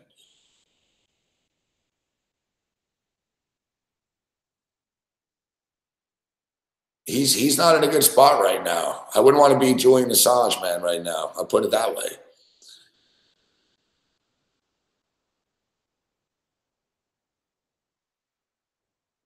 I was just reading that Assange is going to go running to Robert, that Bob Mueller guy, and try to fucking, see if there's any mercy here. But the world's a pretty crazy place right now. I'll tell you that much, fuck.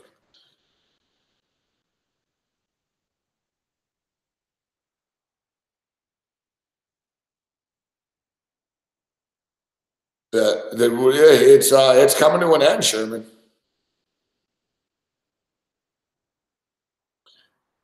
They don't really have like much on him, to be honest. Like I said, I just read about his situation tonight, and he never stole any classified documents, and they've never prosecuted anybody before. Like, he claims he's a journalist, right? So, like, they've never prosecuted anybody before like this.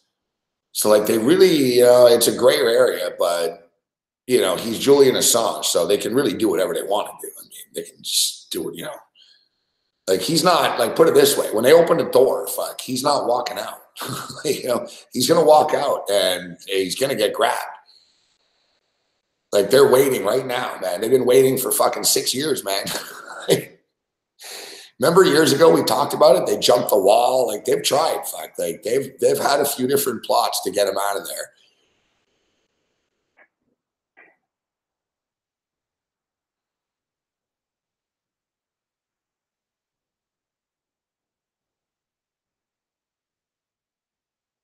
I don't know. I didn't see that, Ty Rich. I don't watch the local news, to be honest. The game's over, Nancy. 25-6. The game's over. Yeah, so we'll jump into this UFC card this week since it's here.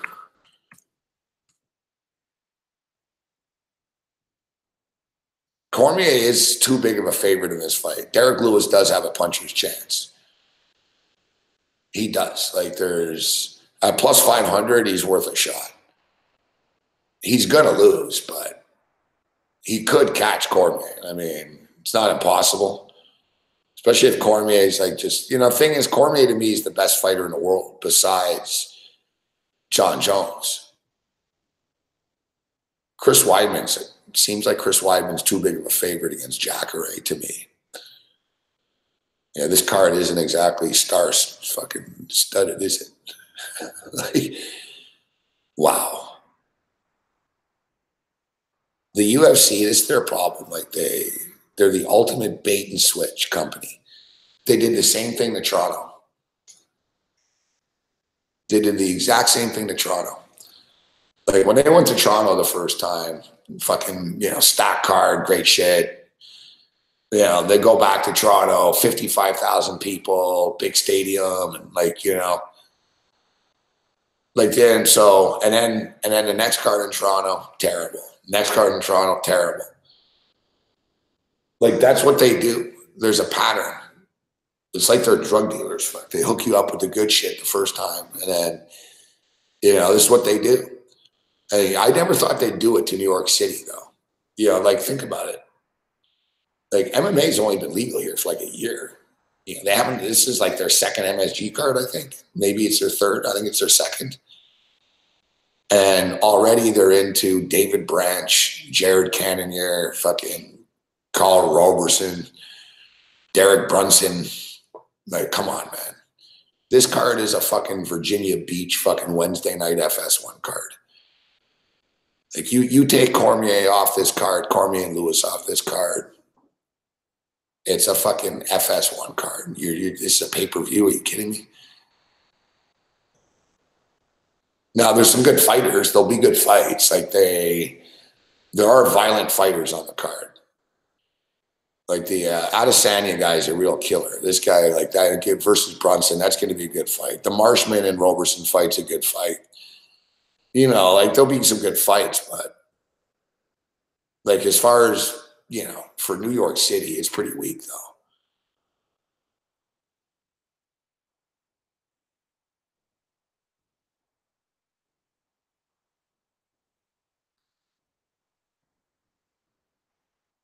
And Cormier's not a star either. Like he was an add-on.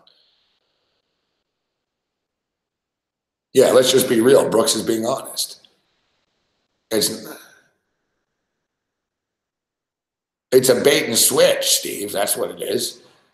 They roll into New York. They're like, hey, the UFC in New York is going to be the greatest thing ever. They have a monster card. And then already, like, there's no buzz. Like, they kill their own momentum.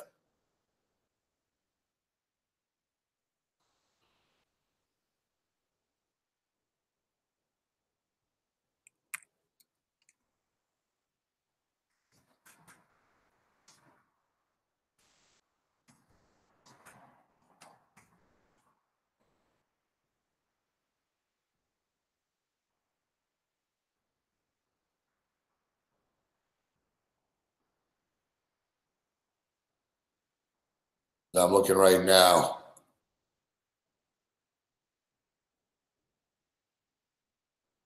At the ticket prices. I heard they're tumbling, like the ticket sales are bad. But this is the thing, like the UFC. Listen, the UFC is they're gonna change their model, I guess, in January when this ESPN shit kicks in, right?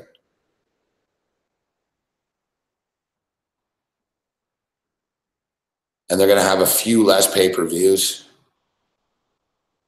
I'm looking now. The tickets are actually pretty expensive, to be honest, still. They'll fall though. This is StubHub I'm looking at. The cheapest tickets on StubHub are like $100.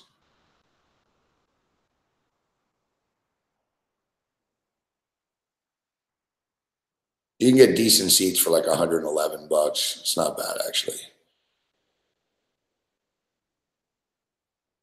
The thing with the UFC is they charge a lot to sit really close to the cage, but it's worse when you're close. It's cool, like, if, you're sitting close and there's brief things that you'll see up close. Like, it's cool when you're right there. The fighter will walk right past you, whatever. Or if you're, in the first row, it's okay. But if you're in like the 10th row or 8th row, or I've been on the floor a lot, and you end up just looking up at the screen. You can't see. Like, you literally, there's like cameramen standing in front of you. The cameramen stand on milk crates to get the camera over the cage, right? So they're standing on crates, and there's like fucking 4 of them, man. So like when you're watching on TV, you don't notice that. You don't care, right? But when you're there, you can't tell the cameraman, hey, move, buddy. Like, it's tough shit. Like once when I was in the first row, man, I was right behind Goldberg and Rogan. And they stand up and stuff a lot. Like you can't see them on the pay-per-view, right? So like Goldberg is big too. He'll stand up and he'll stretch and he'll talk and like, cause you can't sit there for 6 hours. So he'll stand up and he'll do like a fight sort of standing up.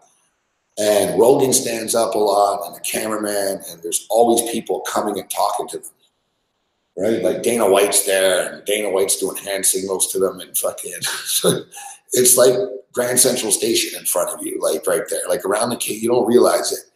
But when you're sitting close, it's like a whole other world there. Like there's scorekeepers and judges and fucking security. And there's a million people around the cage and they're all moving around and shit. And they all block your view. So that's my advice to you if you're going to the UFC. Be careful. Fuck where you get your ticket.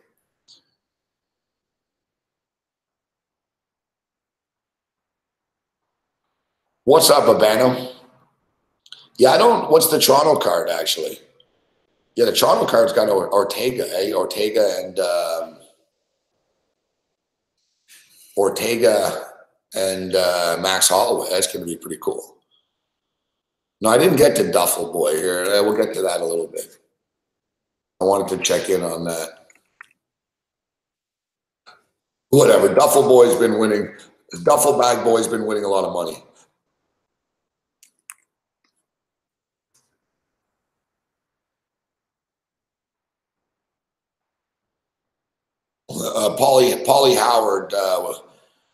Paulie Howard added up his bet so far for the year. People think he's up like maybe $2 million or something. The only thing is, like I said, this Duffel Bag Boy, fucking better keep his head up. Fuck. Duffel Bag Boy could end up in a bag. Fuck. You know, everyone's talking about this kid walking around with a fucking bag full of money in Vegas. Like, don't think somebody hasn't thought, you know what, I'm going to rob this guy.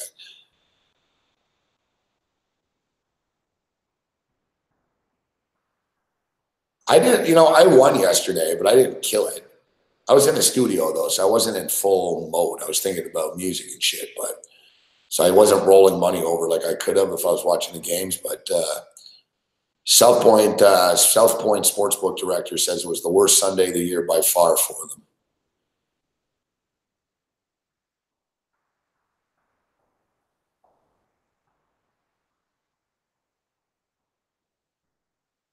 All right, so here it is, Duffel Bag Better.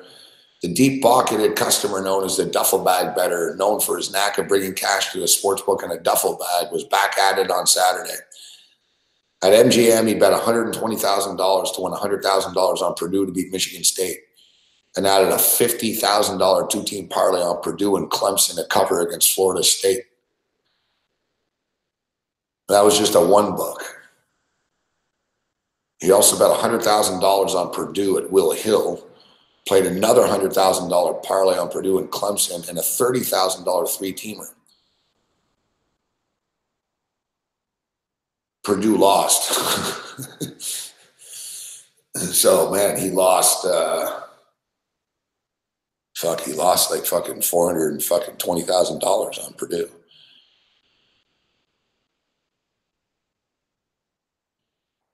Here's a big winner. DraftKings on Saturday here in New Jersey. It's only an app, so there's no hard book. But somebody on the DraftKings app parlayed Oregon State plus 1,400 on the money line and Kansas plus 475 on the money line. They put $50 on it and paid $4,000. Oregon State came back from a 28-point deficit to beat Colorado, and Kansas fucking stuns TCU.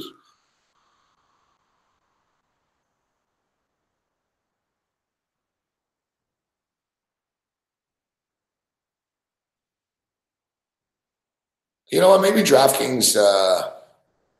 Does DraftKings have a book at all? Maybe in Atlantic City, in one of these places. It says here DraftKings also took a $500,000 bet on the Red Sox to beat the Dodgers to win the World Series. The better won $325,000 back. So that's what I'm saying. Like the action is bigger in New York than it is Vegas. Like I see at the casino all the time, or the sports. I was at the casino all the time in Vegas, and I'm at the sports book often. And there's bigger action coming in New York. Like, look, Duffel Bag Boy's a big deal because he's betting 100K. This guy dropped 500K. He won 825,000. A lot of Wall Street guys with big money are betting on sports here and shit. $500,000 on the Red Sox, paid back $825,000. Nice score there. This is interesting. The Hollywood Casino in West Virginia. Sports betting's legal in West Virginia. Took a $75,000 bet on the Red Sox to win Game 5. This is also interesting. The Saints-Vikings game had 2.5 more times betting action at MGM than the World Series did.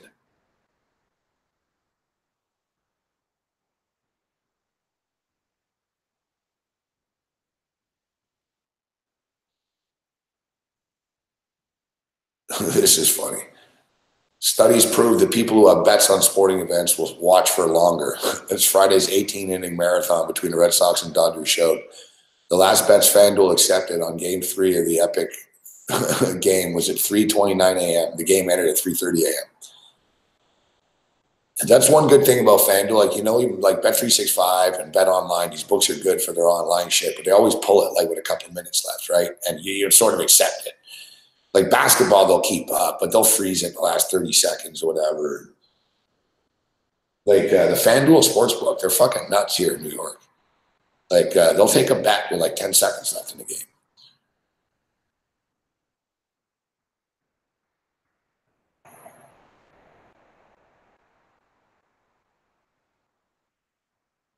And what do I always tell you guys about the FanDuel Sportsbook?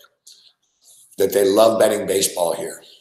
I've never seen a sports book that bets baseball like the FanDuel Sportsbook in New York or at the Meadowlands in New Jersey. And you're saying here on Friday night for the Dodger game and the Red Sox World Series, the FanDuel Sportsbook had 5,600 bets on the baseball game.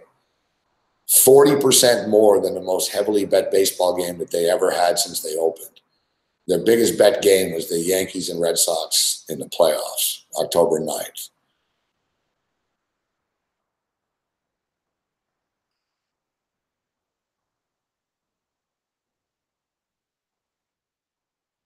Notable point spreads this week. For the tilt, Alabama, 14.5-point favorites over LSU. Alabama, 14.5-point favorites over LSU. Michigan are 10-point favorites against Penn State.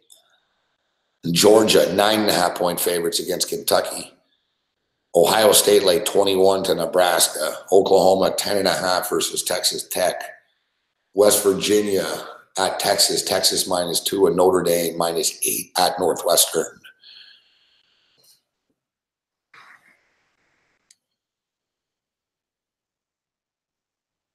So, a couple of weeks ago, the advanced line was Alabama -11.5. Evidently, the books decided, you know what, we can't do this. We got to bump it up. 14.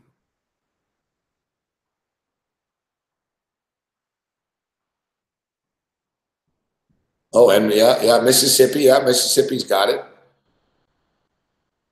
What are max play? I don't know, dude, Steve. Like, there is no max bet here.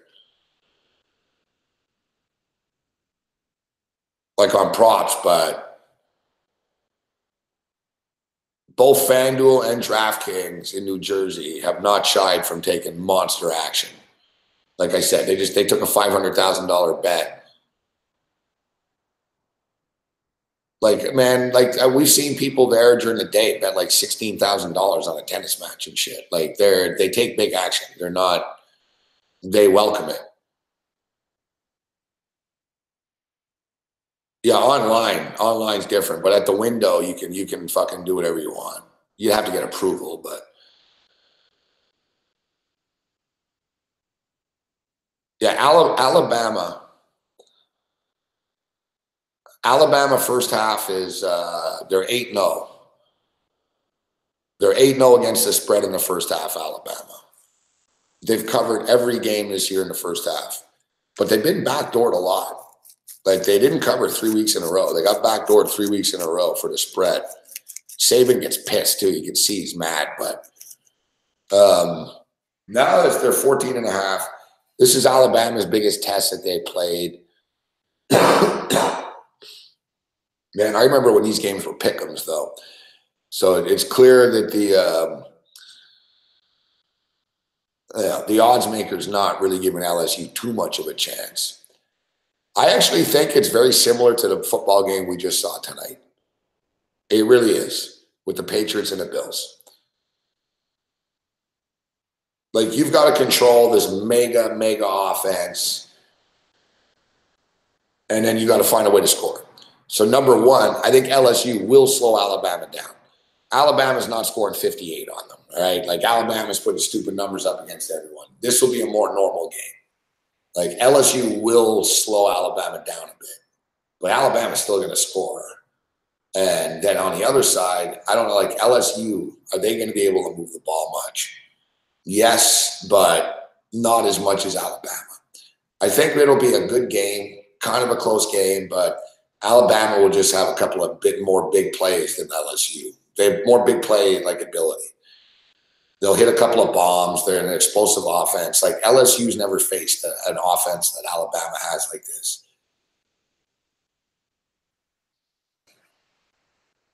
I'm not in a hurry to take LSU. In past years, I would be. I'd be like, oh, my God, 14.5 points at LSU at home. But I'm not in a massive hurry to take it.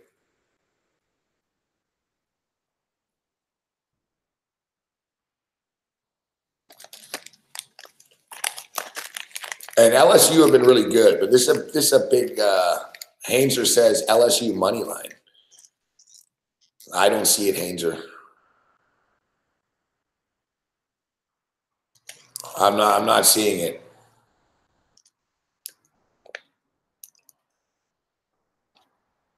Like I said, it reminds me of this Bills game tonight. I think LSU will play well.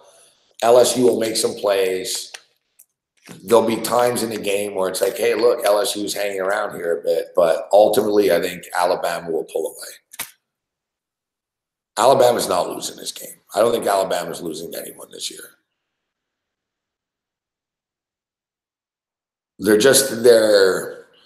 It's not impossible, right? Anytime you get into a 60-minute game, anything can happen. And we've seen this with Alabama in the playoffs. They've been to the playoffs fucking 4 times. They don't win every time, right? It's just one of these deals. Who can do something about it? Like, honestly, if you look at the playoffs right now, who's going to be in the playoffs? Notre Dame? Alabama murdered Notre Dame before in a title game a few years ago. Remember, it'd be the same thing. Like, Notre Dame will get killed if they played Alabama. Let's say my Michigan Wolverines get in, which is a distinct possibility. Like, Michigan, we're actually pretty close. Like, we're basically, 3 wins away. But they need to beat Penn State, handle their business against Ohio State, win the Big Ten, and they're in. But Michigan are close. Like, there's light at the end of the tunnel. Like, Michigan are ranked 5th right now. They're right there. But I'm a Michigan fan, but we can't beat Alabama. Our defense is really good, but we wouldn't beat Alabama. So, like, you go down the list. All right, Clemson. Clemson's the one team that's given Bama problems. Dabo Swinney is sort of on Saban's level. Like, he's not intimidated by him. But this isn't the best Clemson team. Like, Clemson was better. They had Deshaun Watson before. And even Deshaun Watson lost to fucking Alabama. Like, this Lawrence kid's not going to beat him. So Clemson are good, but they won't be able to beat Alabama. Who else is there? Oklahoma? Oklahoma's not beating them. I just don't see who's beating them.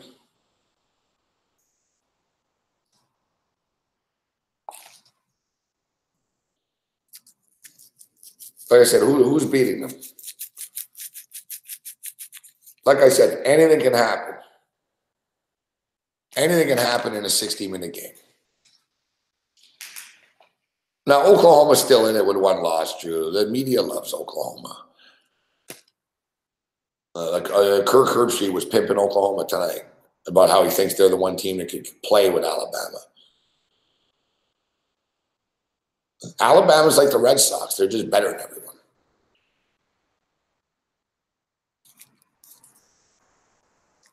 Like that's just the deal. They're just better.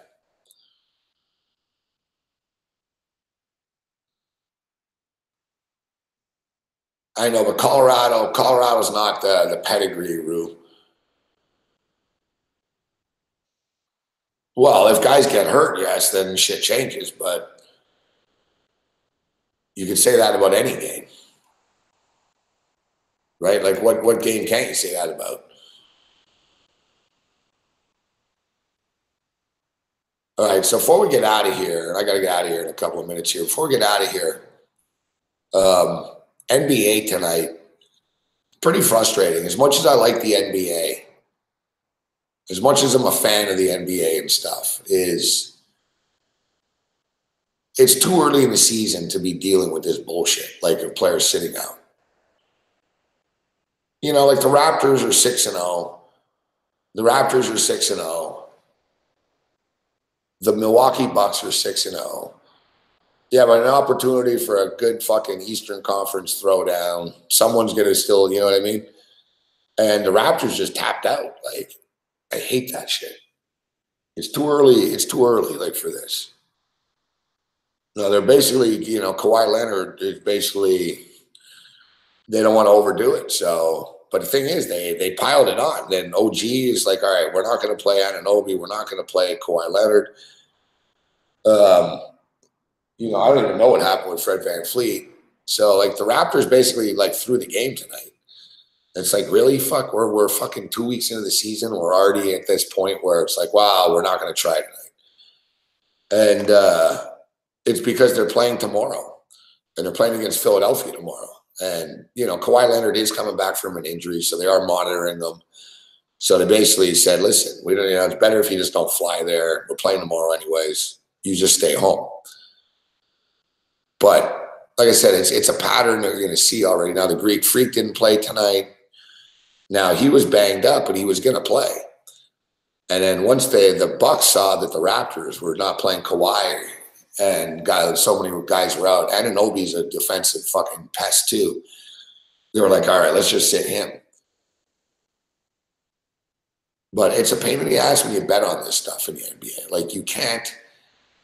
Like, you look at the NBA, you look at the lines, but you can't really cap it until like 6 o'clock at night. You've got to double check the lineups, make sure who's in, who's out. It makes it very difficult.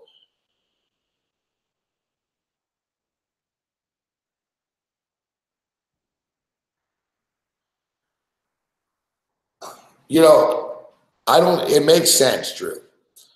Kawhi Leonard's coming back from a pretty serious injury. I mean, the guy didn't play for a year. And it's too early in the year to have him like going 32 minutes one night and then, all right, we're flying back. And Philadelphia is going to be an intense game tomorrow night. But my deal is, look, you guys were 6-0. You had a good thing going. Now what if you lose tomorrow? And then suddenly, like, you lost that little good shit you had going here. But my thing is, the NBA, they're going to have to do something about this. Now, they've already told teams that, listen, you can't sit guys unless they're hurt. But the NBA can't prove whether a guy's hurt or not.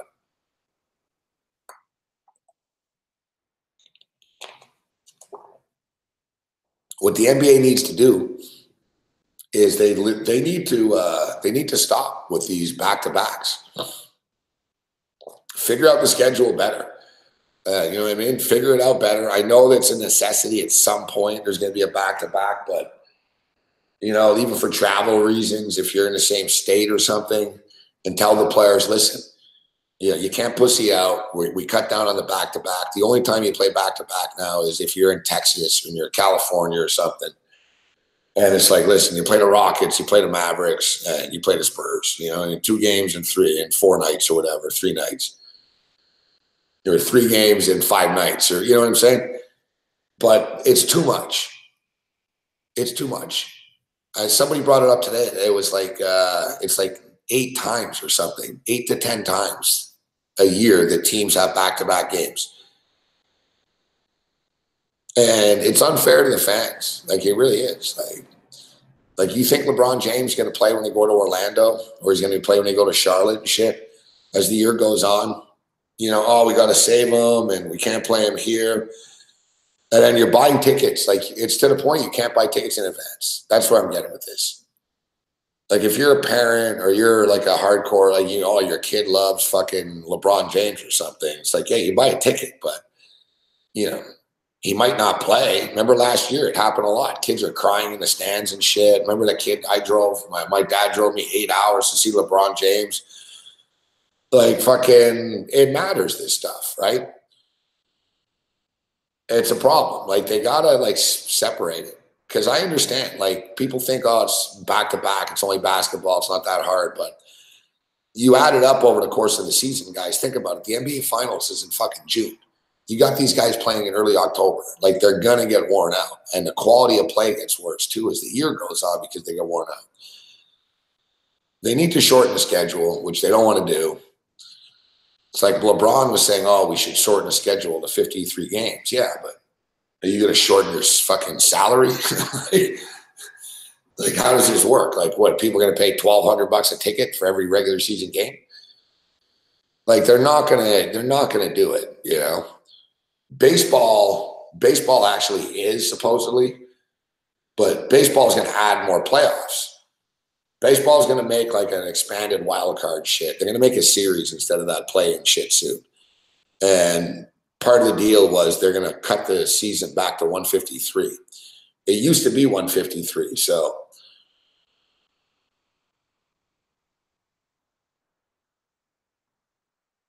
yeah, I don't understand that too, Drew. I mean, just don't play every second day. Like, sort of, you know, like you do in the hockey playoffs. You know, you play every second day, and when there's exceptions, when you can work around it, you give them a day off more.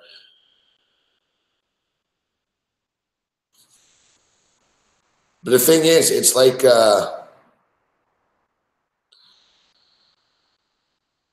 people call out the league or the players for this, but it's unreasonable to ask them to go back to back as much as they do and expect like top-notch entertainment.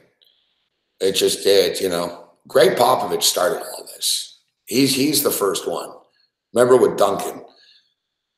Remember that, man, I'm actually, you know, we're going to end the show, but I remember years ago when I lived in Hollywood, when I lived in LA, I remember fucking the Lakers did this on like the last night of the year, fuck. And it was the last night of the year, guys, basically. And they sat everybody. They didn't play Kareem. They didn't play Magic and shit. And the Lakers already had their position in.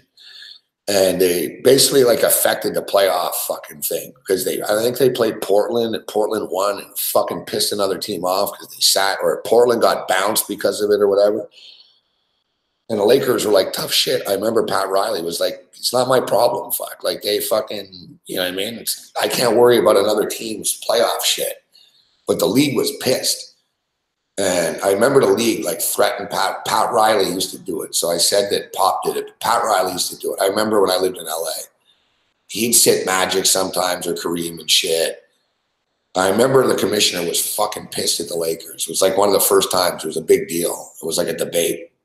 Is it smart for the team or are you fucking the fans? And the NBA has never liked this, but it's constant. And like I said, Kawhi Leonard isn't LeBron James, but Kawhi Leonard is a big star. Like, you know, Kawhi Leonard is generally known as like the second or third best player in the NBA right now. You've got LeBron James, Kevin Durant, Kawhi Leonard. And, you know, like people forget because he didn't play last year, but we're talking about NBA Finals MVP. Like, Kawhi Leonard's one of the best players in the NBA. He does have fans. So somebody in Milwaukee tonight got screwed. You know what I mean? Some dude's got his Kawhi Leonard jersey on sitting there. Well, oh, fuck, that's great. He's not even playing. No, I prefer best of 7. I think it's stupid to play a million games. What's up, Kevin? Good to see you, bro.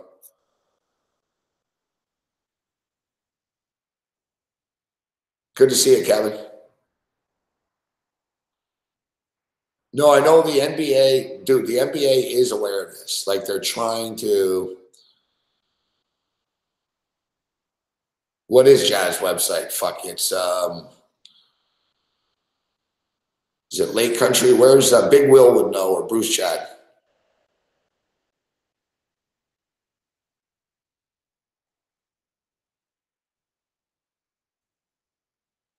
Yeah, we're getting there, Kevin. It was pretty productive. Yeah, it was pretty productive. Fuck, my eyes do look like I'm fucking baked here. I am tired, but it's the lights. It's the angle that I'm sitting at. It's like I don't like the light, so I'm sort of closing my eye. Like if I go like this, it's better. Like I gotta sit like facing another way. There you go. LakeCountrySmoke.com. LakeCountrySmoke.com. Yeah, very good website. Very good website. All right, so I got to get out of here. We appreciate everybody tuning in. Remember to check out Bet Online. Thanks to SBR. Thanks to SBR. Support SBR. Go to Bet Online. Sign up. Get a free bonus and all that stuff. Bet, win money. And watch the SBR videos tomorrow. We'll see you tomorrow at 9 in the morning. And tomorrow night, Jeff Feinberg will be kicking it down with us. Yeah, computer glasses too, Ace. You're right, man. That shit hurts. The brightness hurts my eyes too. Nice night of picks tonight. I didn't win $1 million, but nice night of picks tonight. I'm glad I gave you more winners than losers. College basketball's right around the corner. Big college football week this week. UFC. World Series might be done. Baseball's done, but big NFL games this week. A lot of shit to talk about this week. We'll hit it all. Good to see you, Jay, in reports. Other than that, you're on your own. Later, guys.